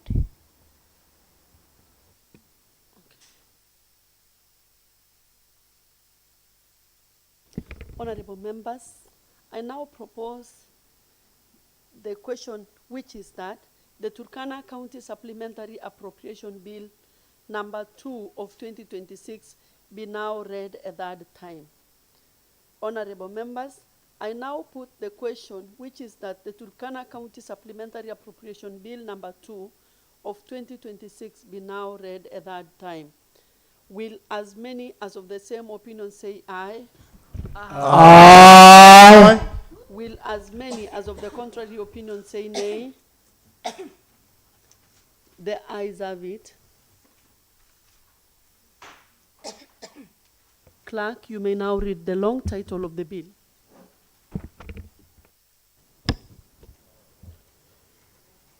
The Turkana County Supplementary Appropriation Bill number 2 of 2026, a bill for an act of the County Assembly of Turkana to authorize the issue of sum of money out of the county revenue fund and its application towards the service of the year ending on 30th June 2026, and to appropriate that sum and a sum voted on account by the County Assembly for certain public services and purposes.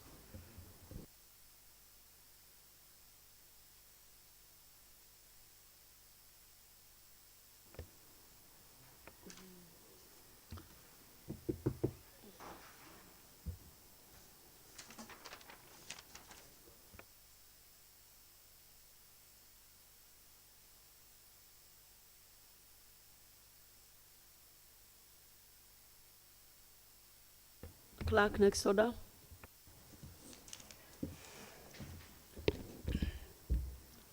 Order number 12, motion. Consideration of the report of the Committee on Education, Sports and Social Protection on the review of Turkana County ECD Policy Framework of 2025.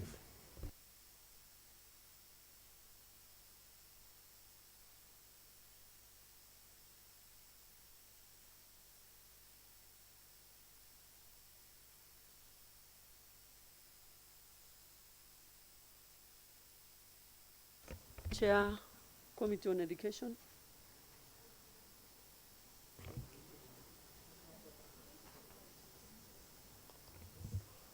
Thank you, Madam Speaker. Madam Speaker, I rise to move motion on the consideration of the report of the Committee on Education, Sports and Social Protection on the review of the Turkana County ECD Policy Framework 2025, that this County Assembly considers and adopts the recommendations contained in the report of the Committee on Education, Sports and Social Protection on the review of the Turkana County ECD Policy Framework 2025, laid before this House on 19th May 2026 at 9 a.m. Thank you, Madam Speaker. Okay, Chair, I wish to give you the guidelines that you can just give highlights of, because the report is accessible to all members. Okay. You give just highlights, because the members can access the reports in their iPad. All right. Thank you, Honourable Speaker. Madam Speaker, I just want to read the forward.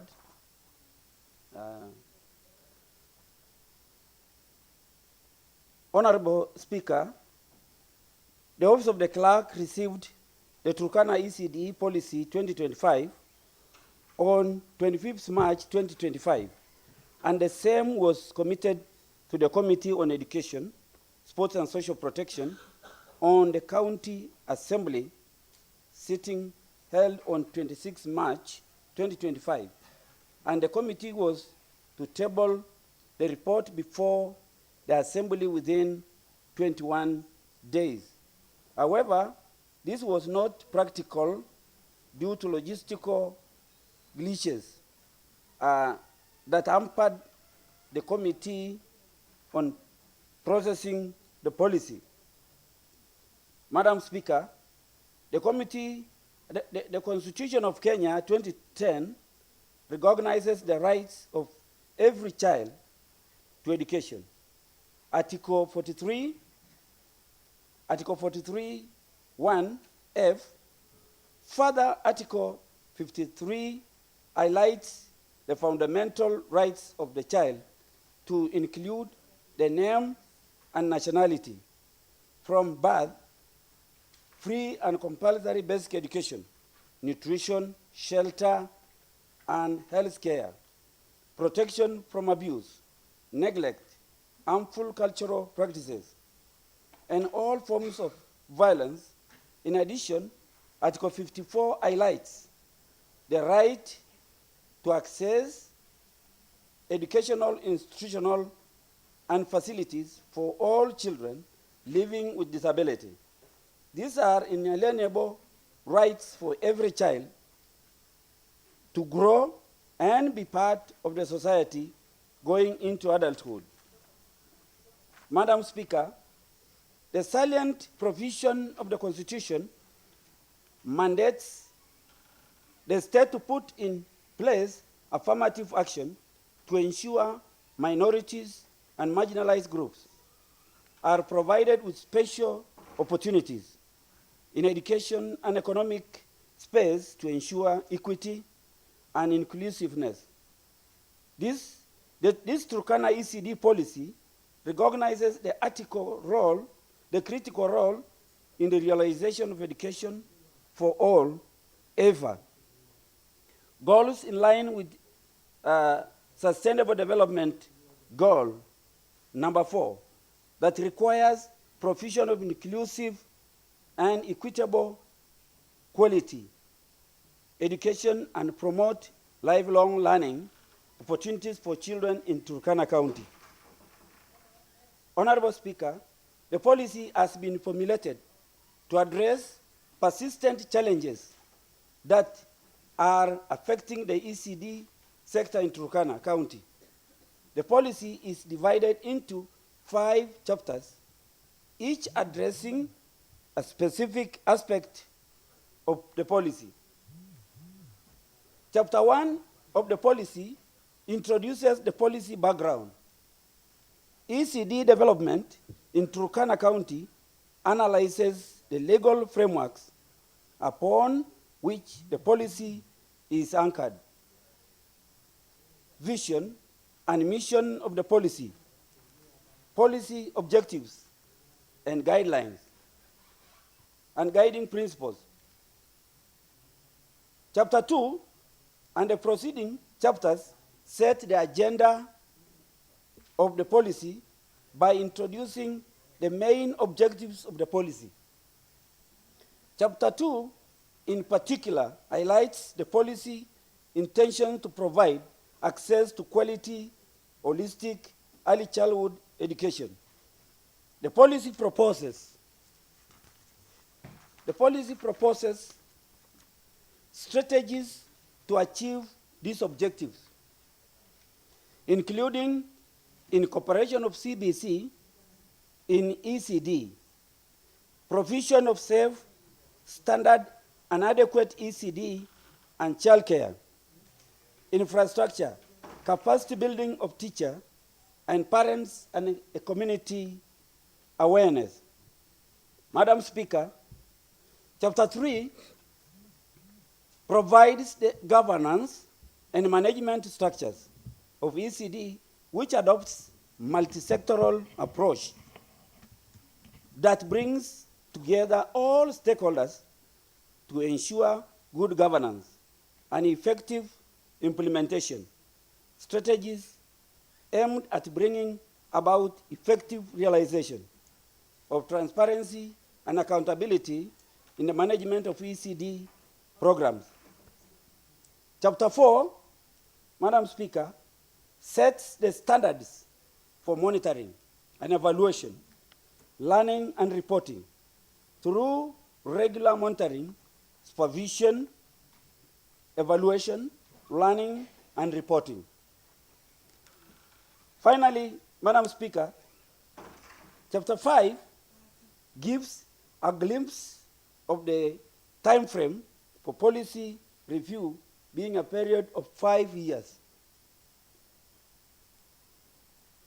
Acknowledgement. The policy is the work of concerted efforts of the county department responsible for education and other education partners that came together to ensure this policy is crafted for implementation of ECD programs and services in the county. They did tremendous and invaluable work that informed the policy. I wish to acknowledge the tremendous efforts injected by the committee into consideration of the policy and ensure its report is tabled before the House for consideration.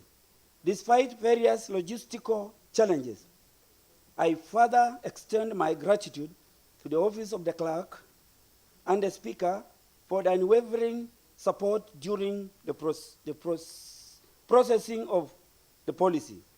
Lastly, the incredible effort by members of the Secretariat cannot go unnoticed. They have been the driving engine of the committee in ensuring the reports of the committee are timely prepared. Madam Speaker, I also wish to acknowledge the work of our development partners who have been part of this exercise, from the formulation of the policy to the tabling of the report.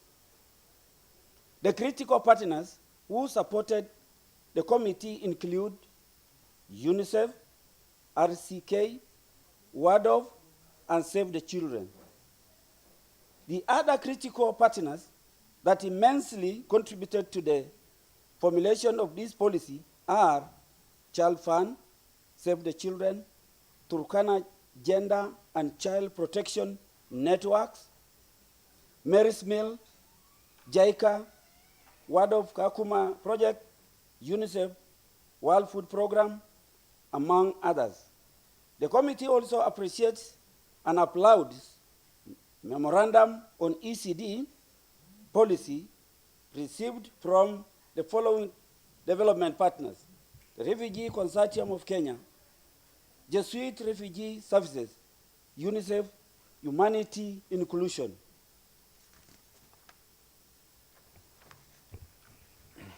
Madam Thank you. Speaker. Thank you. Chair, you want to move a procedural motion? Chair, kindly sit down, we move a procedural motion. Madam Speaker, I rise on extensions of the time for this sitting.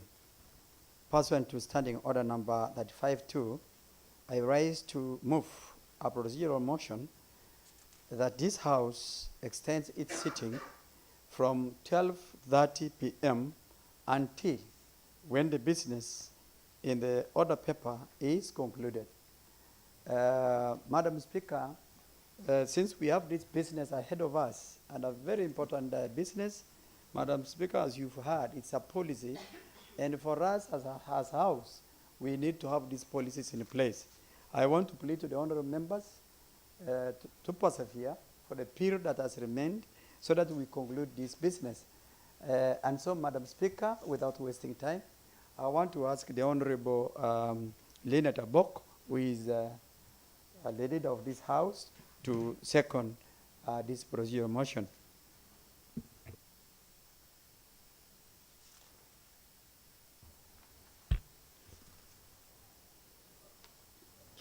Proceed, Honorable Lynette.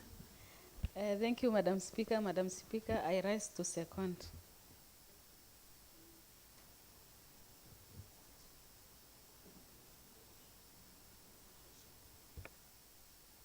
Okay, Chair.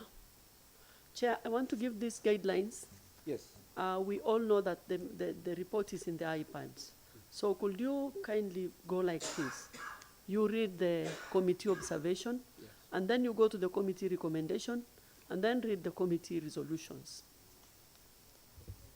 Thank you. Thank you for guidance. In fact, I was wise. I was going there. It is true, Madam Speaker, that the report is actually in the iPads. However, I just wanted to, that we have an, that is general, looking at the general objectives. Let me have that, Your Honor. The policy has set general objectives to be achieved in 5-year implementation plan. These objectives include: 1, providing adequate training and capacity building for ECD and child care personnel. 2, increasing enrollment, retention, attendance, and transition to primary education. Objective 3, enhancing integration of ICT in all ECDs. 4, supporting integrated health care and nutrition programs in ECDs. 5, providing comprehensive feeding program in all public ECDs. 6, promoting and strengthening ECD partner coordination. 7, promoting resource mobilization for effective ECD services delivery. And 8, implementing efficient monitoring and evaluation for quality assurance and control.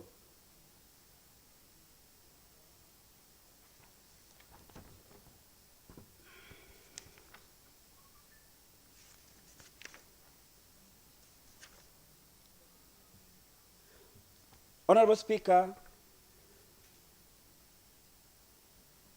on committee observation and findings. Honorable Speaker, the committee made the following observations and findings pertaining to the policy in general. that, one, the policy conforms to legal frameworks related to early childhood education, is demanded by Article 43(1)(f), 53(1)(b), 54 and 55A of the Constitution of Kenya 2010, which makes education a right to every child, as well as the aspiration of the Kenya Vision 2030. The UN Convention of Rights of Children, 1989, Basic Education Act 2013, the Refugee Act of 2021, the Persons with Disability Act 2025, among others. 2, the policy seeks to provide a framework for establishment of systems for the administration of early childhood education within the county in line with the 4th schedule of the Constitution.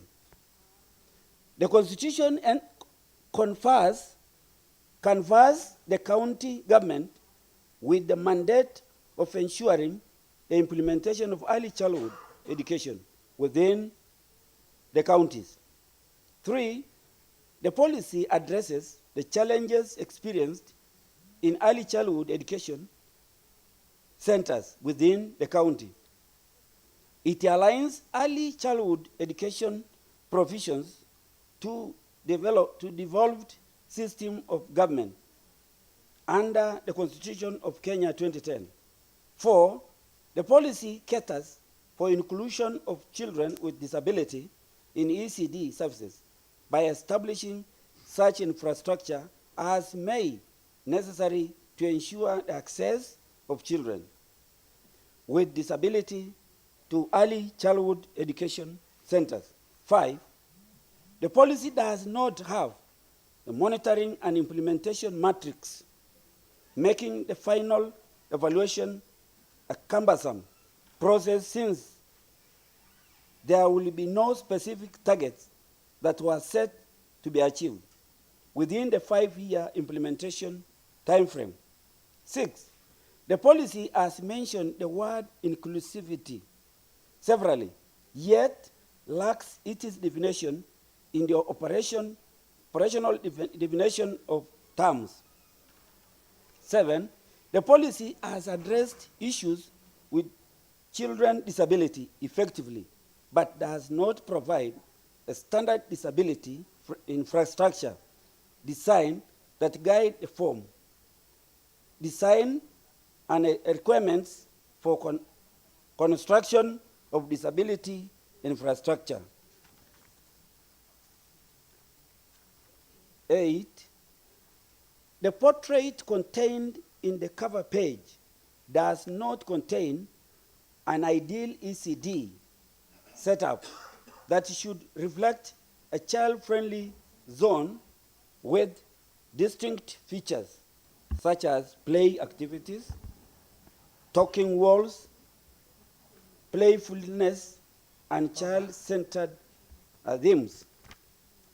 9, there are no clear standards on model ECD centers, which should include infrastructure, ECD teacher employment, welfare, and training.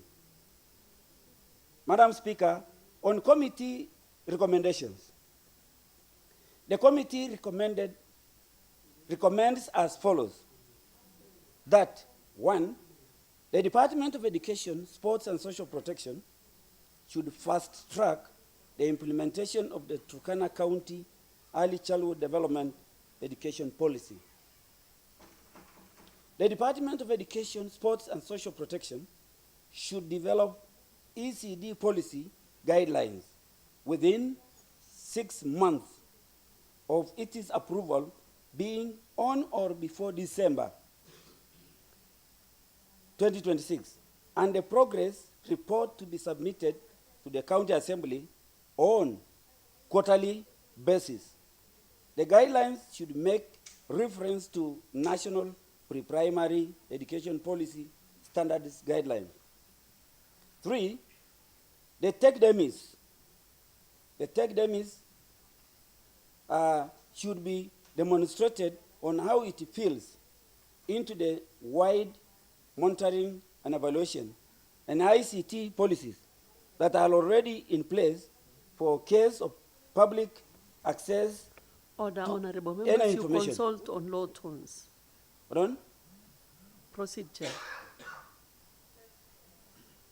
Sorry, the tech dummies should be demonstrated on how it feeds into the wider M1E and ICT policies that are already in place for ease of public access to any information relating to ECD. The technology should adhere to the principle of best interest of the child and the laws governing the data protection.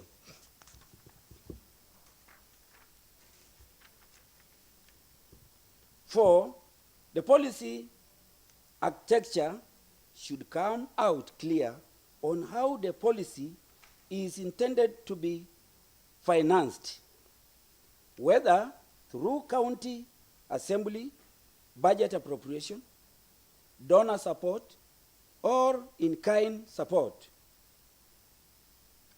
In the coming financial year, we expect to see a well-guided policy guideline in cooperation of ECD policy in the ADP and the annual appropriation. 5, the department to develop standards of model ECDs to include all aspects of ECD development within 6 months of its approval by the county assembly. The department should, within 6 months upon approval of the policy, develop a disability infrastructure design standard that will guide the form, design, and the requirements for construction or procurement of disability infrastructure. The aspect of health and nutrition be outlined clearly in the policy and policy guidelines, and it should conform to the National School Meals and Nutrition Strategy. 8, the department should adopt the annexed implementation matrix and enhance it to provide more clearer timelines and realistic budget projections. The policy to be reviewed after 3 years of its adoption by the county assembly.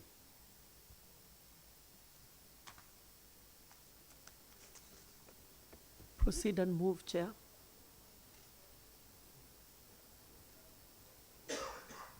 Adoption of the report.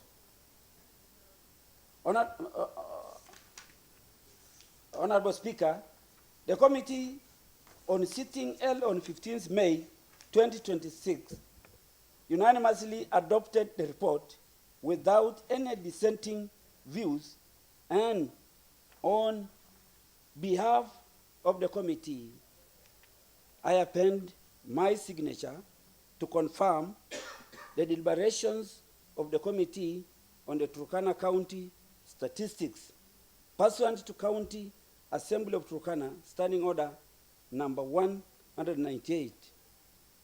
2, committee resolutions. Madam Speaker, that pursuant to provision of Standing Order number 198, the committee recommends to the County Assembly of Turkana that the report of the Committee on Education, Sports and Social Protection be considered and approved by the House. Thank you, Madam Speaker.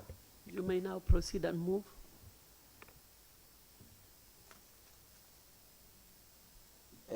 Madam Speaker, just in maybe 5 minutes.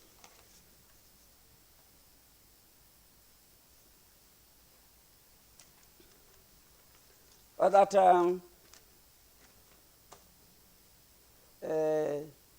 I don't know whether in the definition and acronyms, the policy, the word, the definition of policy, what a policy is, but I want to say that a policy is a set of rules, principles, or guidelines that an organization or government uses to make decisions and guide actions. Turkana County ECD policy, it is the county's rollback for how the county will run, ECD will be run, funded, and monitored. Pre-primary education for children under 5 years. So we say investing in the early childhood development education is investing in the future, Turkana future. So this policy commits the county to ensuring every child, aged 3 to 5 years, accesses safe, free, and compulsory quality learning as the foundation for lifelong success. Madam Speaker, the main purpose is that every child gets a stronger start. That is, proper foundation is laid for this child. It matters, the foundation of the young ones is very, very important for their future. So I want to say that this policy, therefore, that the quality standard, it defines what a good ECD looks like. How does a good ECD looks like? A good ECD is that has teacher qualification and child-teacher ratio. Good teachers, trained teachers, qualified teachers, that's a good ECD. A good ECD is one that its infrastructure is in place. That is in terms of classrooms. So without these formal shelters, and then, you don't expect teaching and learning to take place. So this is needed. One that has play materials, there is water and sanitation. A good ECD caters for the curriculum, the designed curriculum. In this case, implementation of competence-based curriculum, play-based learning, not just sitting and writing. A good ECD caters for nutrition and health checks. So this stops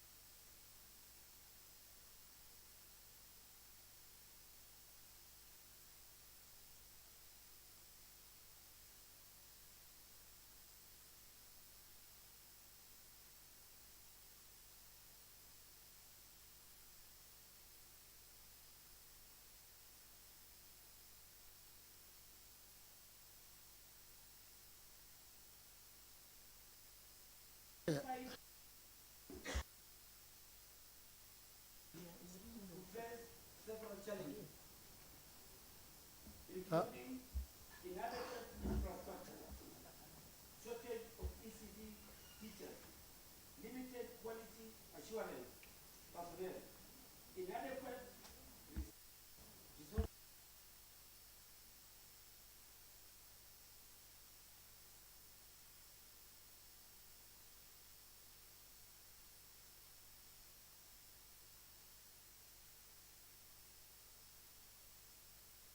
Quality ECD learning, but we realize that that is cuts across, that these are challenges that are faced by the county in its efforts to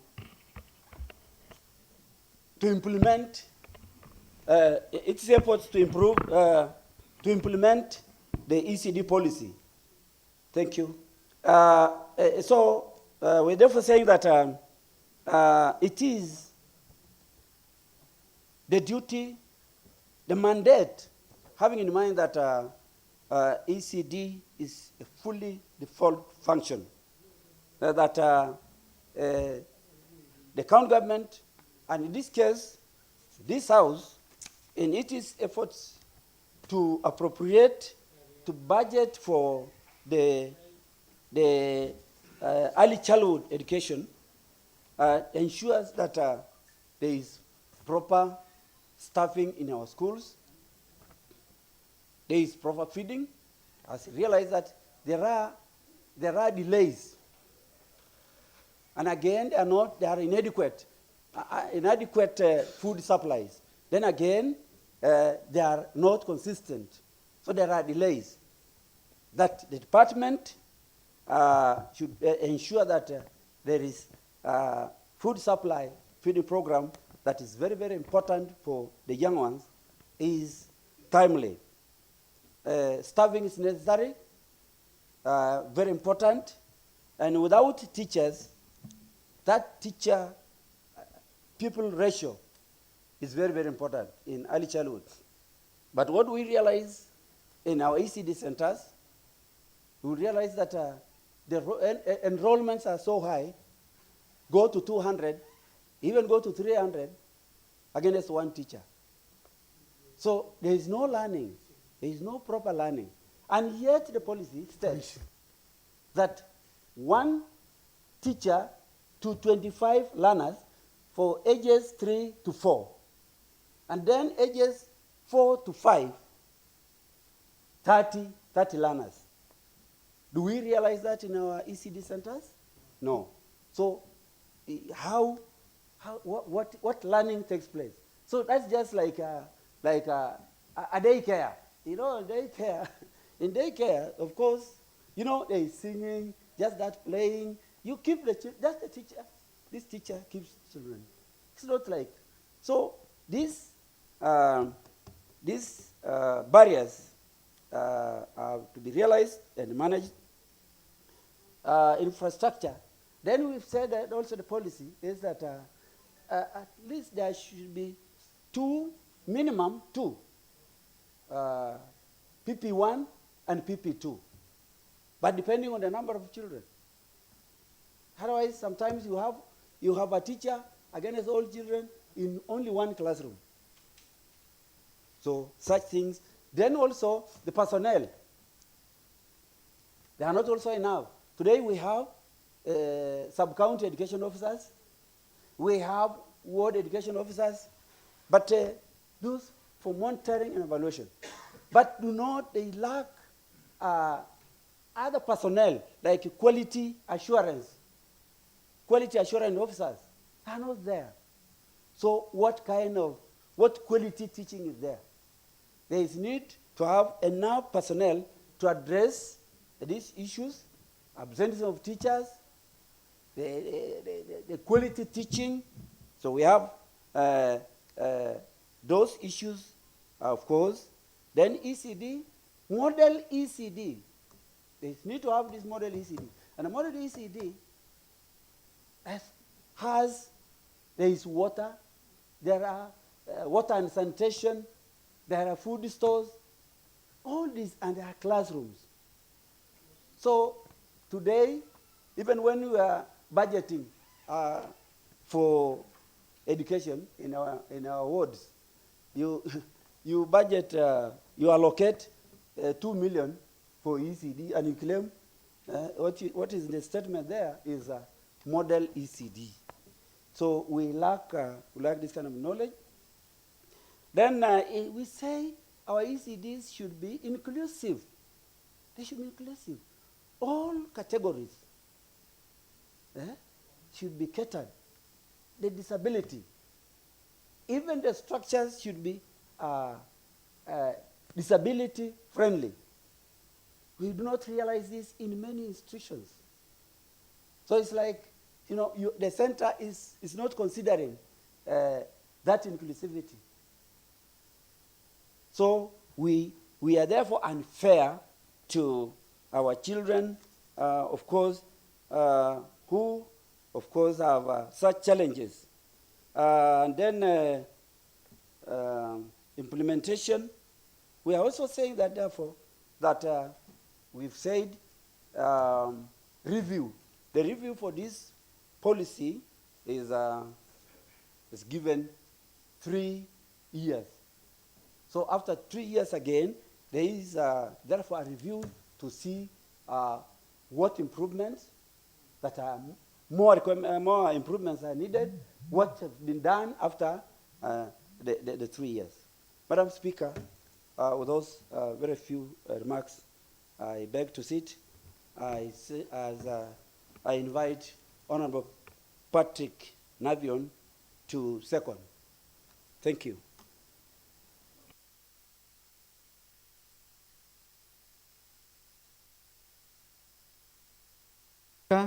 Madam Speaker, I want to start by thanking Madam Speaker, the members of the committee, the Secretariat.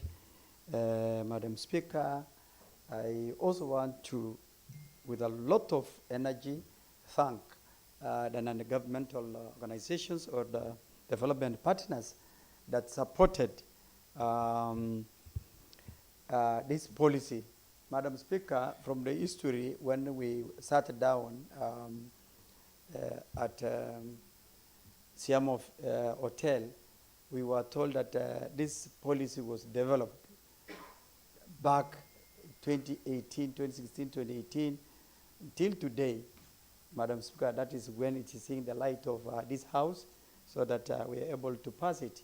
So I want to appreciate and allow everyone that was involved to ensure that this policy is in place. Madam Speaker, being this House, we are responsible with the approval of policies and designs, Madam Speaker. And so when this policy is now in place, Madam Speaker, I want to appreciate the honorable members that are here, seeing the end of this policy. Madam Speaker, it's something important that we need to be present when such policies are discussed in this House, Madam Speaker. So, Madam Speaker, with the very many remarks made by the Honorable Chair, who has taken us through the report, Madam Speaker, it's needless for me to repeat what he has given, especially the recommendations as he has put it or articulated it clearly, Madam Speaker. I want to join him I want to join him, and I want to request the honorable members as well. They should get our time to look at this. If we have hard copies, it's a very good policy, a policy that we need, a policy that will help us in our places of even work, because this is part and parcel of the responsibility of this House, Madam Speaker. And so, Madam Speaker, without wasting time, I want to request the honorable members that we approve this policy, so that it is now put in place for the use, for it to be used. It has been long, since 2017, 2018. It's been there, and now that it has found its way to this honorable House, Madam Speaker, I think it is our time to approve and at the same time make use of these policies in our ECDs. As put by the Honorable Chairperson, he has said when we talk for a model ECD, remember when you and me and others that are here, when we were in our colleges, when we were undergoing training.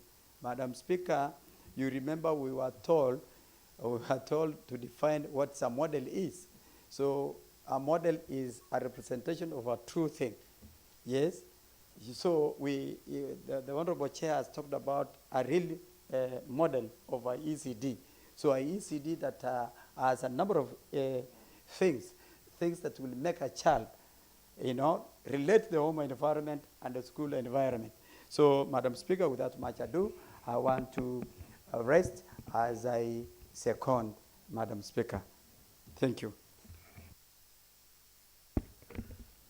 Very well. Honorable members, I now want to propose the question that this county assembly considers and approves the report of the Committee on Education, Sports and Social Protection on the review of the Turkana County ECD policy framework of 2025. The floor is now open for members' deliberation.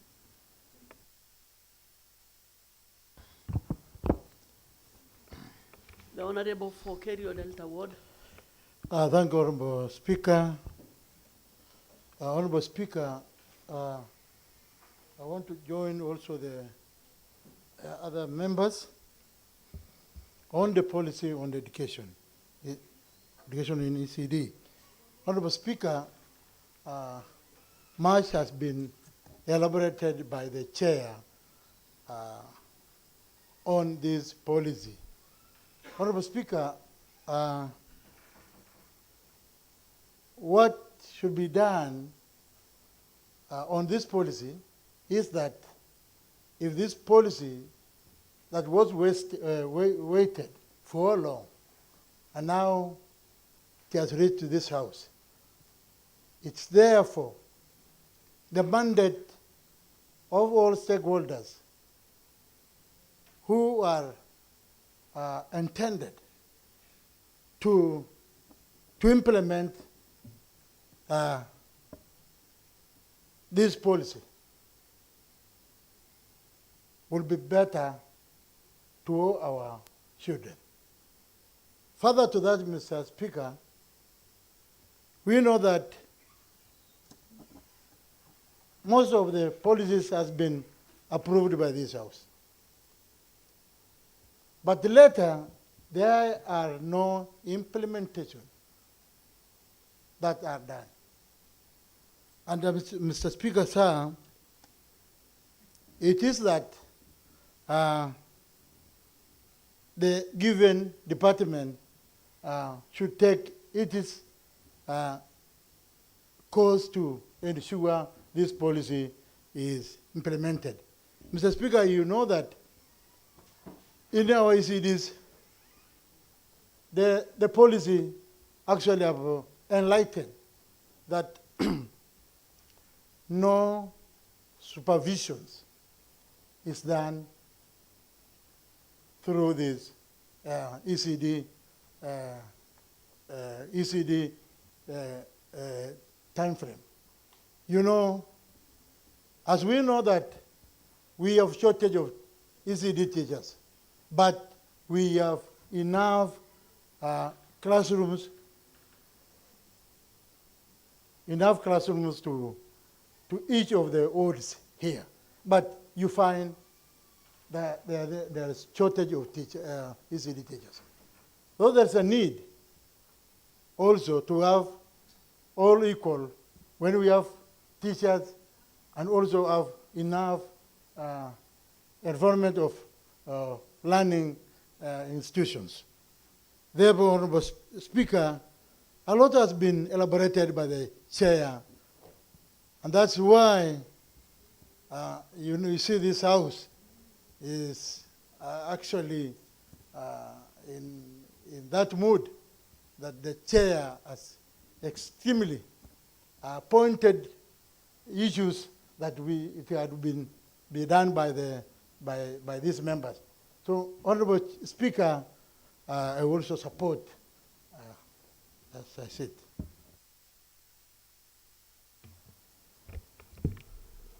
Proceed, Honorable Ngemusia, and then the chair will reply.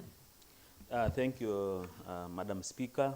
I rise to support the motion, the consideration and approval of this ECD policy. I think this is a good thing, and it's a good direction that we are taking on, as this policy is geared towards addressing the challenges that our ECDs are experiencing currently. And some of those challenges have been mentioned, and it will help to address the quality of our basic education, especially because ECD is the background, is the foundation of all education. So we request that we need to support this and ensure that it is considered and approved. Then after that, after approval, we also find all strategies of ensuring that the policy has been realized in all our programs that will come after this. Thank you, Madam Speaker. I support. Chair, you may now reply. Thank you, Madam Speaker. First, I want to thank our colleagues for the input, valuable inputs. I want to thank Honorable Patrick Napion for acknowledging the efforts of everybody. Though, of course, on a lighter note, on colleagues, the House that is not full because these are very, very important undertakings. These are very important transactions, but now realize that our colleagues are not here. So these issues, even in our oversight, how do we carry out that? What do we know that this policy was? So it is very true. I agree that our honorable members are very impatient at times, and so they move out. And they also said about actually there was that delay. There was that delay due to, of course, logistical challenges.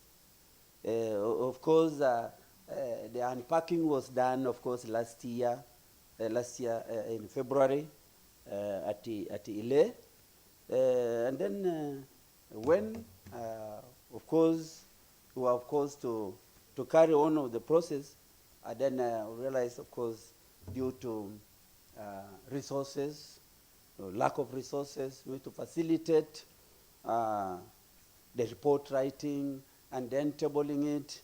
So realize, of course, we must realize such things and accept and keep going. Better late than never. Here it is. We've had it, and it's very precise. We therefore thank the department, the committee, and everybody at large. Honorable 𝐂𝐎𝐔𝐍𝐓𝐘 talked of stakeholders' roles. Here, from the report, we realize that ECD has a number of stakeholders. You've been mentioned of UNICEF, mentioned of RCK, WORDOV, Save the Children. So we realize that quite a number. And then the department. So that it is the coordination and collaboration of stakeholders, and this very important journey is very, very important, because every stakeholder has a role to play. Every stakeholder has a role to play. And if we also have a role as assembly, when it comes to legislation, when it comes to appropriation of the budget to this education department. So we have a very important, we have many stakeholders, and each has some in capacity building, some provision of meals, and so and so. So we appreciate stakeholder engagement even when we're in discussion. So they are always, they are willing, of course, to step in. So then we say that implementation, the Honorable Code also mentioned of lack of implementation of policies. It is indeed right. It is that we do our part. Let's do our part. We've done it. And truly we expect the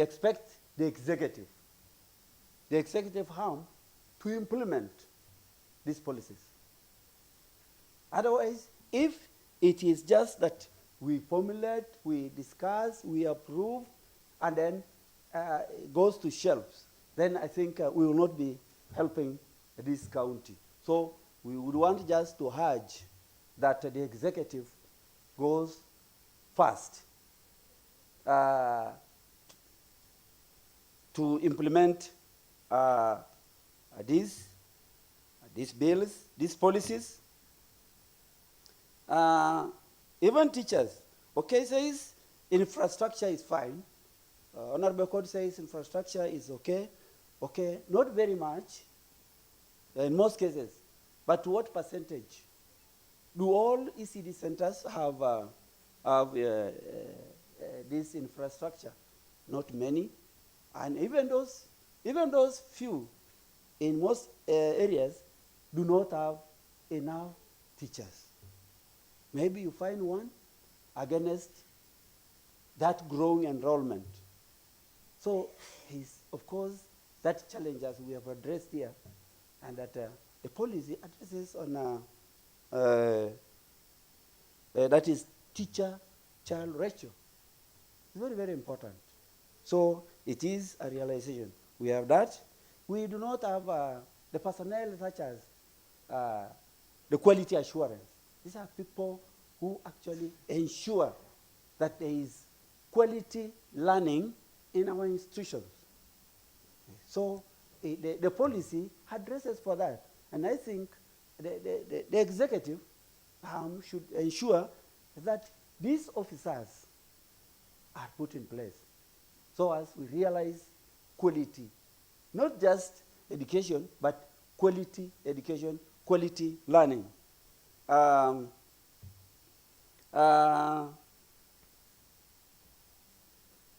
so in our observation, in our recommendation as a committee, of course, this is, of course, put very right. Honorable Francis, of course, I said we've come a long way, and of course we're somewhere. That our issue here is the issue of one is resources, and two, again, on implementation. On the implementation matrix of the ECD. So what is important is that, and we have also placed that, it is also here, implementation matrix. What is the objective? What activity? What is the cost? Time frame? So we have them here, of course. So we just want to be confident that our executive is caring, and therefore they will go through and ensure that this is. And even as for us in the budget, this particular time, when there are no enough funds, then also the education department cannot actually carry out activities that will enable the department to do very well. So when we are allocating we do not consider, we just give a lump sum amount. We do not have what is there for play materials, for quality learning. We locate that we ensure the county employs quality assurance officers. So with those very few remarks, Madam Speaker, I sit. Thank you as I reply. Thank you so much.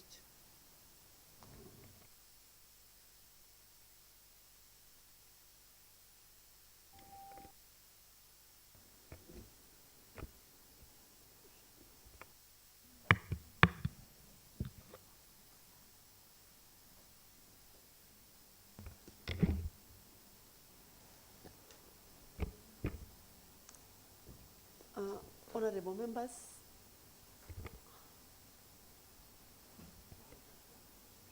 I now want to put the question that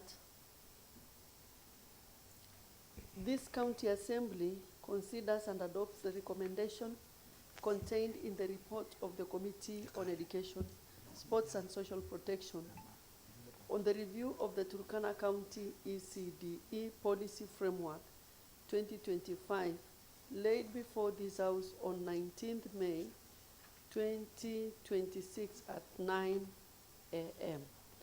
Will as many as of the same opinion say aye? Aye. May as many as of the contrary opinion say nay? The ayes have it.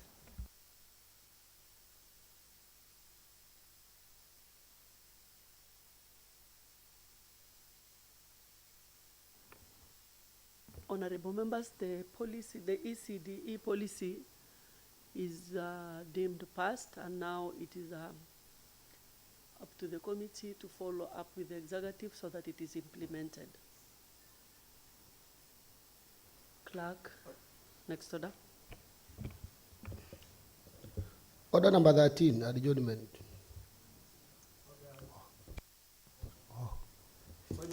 Order number 13, procedural motion.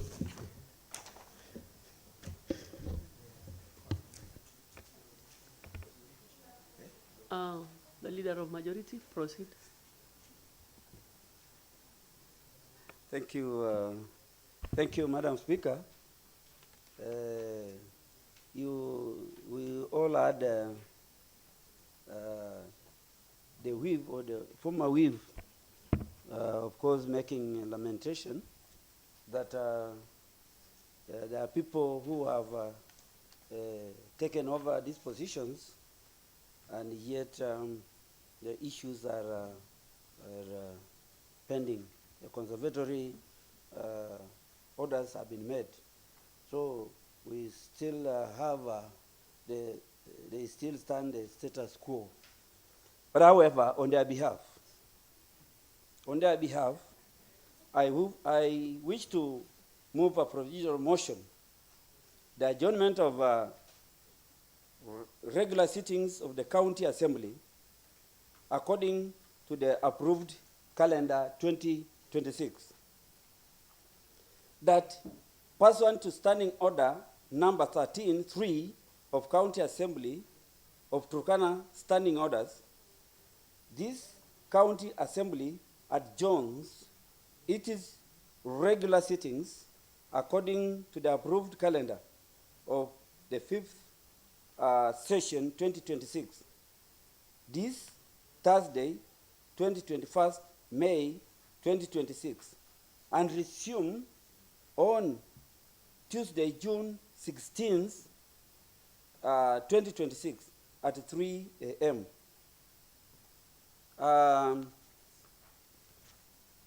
Madam Speaker, indeed, we want to thank God for bringing us this far, to the end of this 5th session. Now, of course, we are happy that though it seems maybe a bit short, considering that Honorable, can you, for purposes of answer, you have said 3 p.m. It is 9. Wow. 9 a.m. Oh, sorry. Oh, sorry. It's hours, energies. Can you begin again? All right. Madam Speaker, I rise to move procedural motion, adjournment of regular sittings of the County Assembly, according to approved calendar 2026. That pursuant to Standing Order number 33, of County Assembly of Turkana, Standing Orders, the County Assembly adjourns its regular sittings according to the approved calendar of the 5th session 2026. This Tuesday, 21st May 2026, and resumes on Tuesday, June 16th, 2026 at 9 a.m. Thank you for that guidance. I was just saying that we wish to thank God for His care, His grace. His grace is enough. It's taken us through this session, of course. Before this, it is realized that it's important that such breaks come. Such breaks come after quite some time of pressures, activities we've carried out. We always want to thank everybody for the contribution during this session. And so it is approved that after a given time, this House adjourns for a short break so that members who are parents, members who are leaders, can at least keep up a little bit so that their energy, they go for R&R, we say, for rest and relax. So it is necessary, having in mind even it has come, and yesterday I think there were some things knocking, some alerts in our knee. So it is also good that it is come at the right time so that they can also go and share with the communities, they share with the electorates. So I want to say that it is very, very important that members are given a time, of course, to go and recreate, of course, and interact with the members. So with those very few remarks, I want to honor Honorable Kashibi to second. Thank you. Honorable Kashibi, proceed and second. Madam Speaker, thank you for this opportunity accorded to me by the member representing the sovereign people of Kaptir. Madam Speaker, it's important for all of us to go home, recharge, refresh, rejuvenate, and also break bread with our electorate as we get to know the problems that ail them, so that when we come back here we have a better understanding as to what exactly we are here to represent. And it's on that note that I second the motion that has been proposed by the member representing the sovereign people of Kaptir. Thank you. Honorable members, I now want to propose the question that, pursuant to Standing Order number 33 of County Assembly of Turkana, Standing Orders, this County Assembly adjourns its regular sittings according to the approved calendar of the 5th session 2026, this Thursday, 21st May 2026, and resume on Tuesday, June 16th, 2026 at 9 a.m. Honorable members, the floor is now open for deliberation.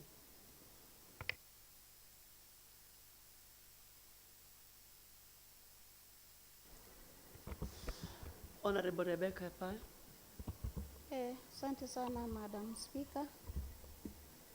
Madam Speaker, nimesimama kuunga mkono mjadala ya mapumziko mkono.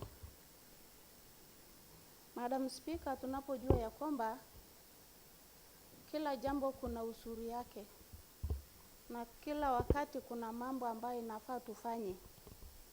Ninataka kupongeza aliyewasilisha jawabu hii katika nyumba kwa siku ya leo, na pia kushukuru wakati ambaye kalenda yetu iliwekwa. Kila jambo kuna wakati yake. Hii ni wakati ya kwenda kupumzika. Hii ni wakati ya kwenda kuangalia majukumu ya familia. Hii ni wakati ya kwenda kwa wengi wetu ambayo tunatafuta nafasi katika mawodi zetu. Hii ndio nafasi ya kwenda kukutana na voters yako. Hii ndio wakati. Hivyo ndio nimesema kuna wakati, kila kitu kuna wakati yake. Kuna wakati ya kucheka na kuna wakati ya kulia. Na pia kuna wakati ya kufanya kazi. Jinsi tulipokuwa tukifanya kazi kwa muda ya mwezi 3. Tulikuwa tukifanya kazi. Imetimia wakati ya kwenda kupumzika. Jambo la pili ambayo ningetaka kusema ni kwamba ni kwa wakati tumekuwa tukikaa katika hii nyumba tukisema katika wodi yangu kama Lobe Kwataruk kuna project ambayo hajamalizwa na unasema kama hujafikia. Hii ndio wakati ambao unatakana tukiwa viongozi tunatembelea kila idara katika wodi yako. Kama ni mambo ya hospitali, hii ndio wakati unaenda kabisa kutembelea na kujua ni haki, hakuna kitu inafanyika ama inafanyika. Kama kuna project ambayo ilikuwa imemalizwa na umepata ripoti juzi kwa budget ya kwamba ilikuwa imemalizwa, hii ndio wakati wewe mwenyewe utaenda kufanya kazi ya implementation katika eneo yako.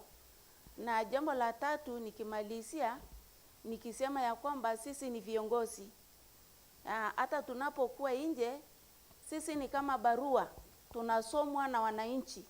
Lazima tuonyeshe jinsi tumekuwa mali hapa na vile tutatoka nje. Pia tuonyeshe nidhamu ambayo tuko nayo. Asante Madam Speaker, ni hayo. Chair, the leader of majority, can you now reply? Thank you, Madam Speaker. I want to thank the contribution from the members that it is realizing that it's very, very important to have this time as of course Brother Honorable Kashibi and Honorable Epae, that breaks are very important in our daily life. They're very important to break boredom, to give you a rest, to go and refresh, to go and energize yourself, so that when we come back, we come strong, we come equipped. In our wards, there are issues, of course, which you are not able to manage during the course of the session. And so given this time, you will save, of course, a situation. You can advise. Our oversight role also is there. So it's important. And that there is time for everything. There is time to learn. There is time to rest. There is time to harvest. So given this time, a number of us might be having pending activities, development, personal development activities.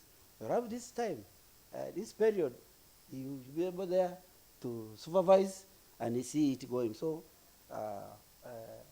this recess, this break is very, very important.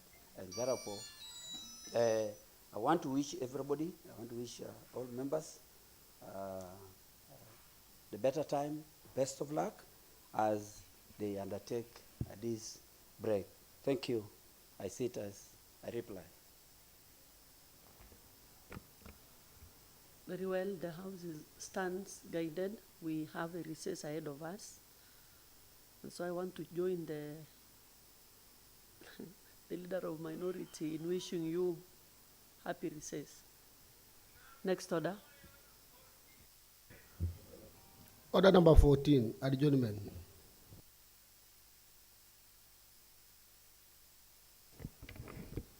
Honorable members, there being no other business to be transacted, the House stands adjourned for the short recess until Tuesday, June 16th, 2026 at 9 a.m.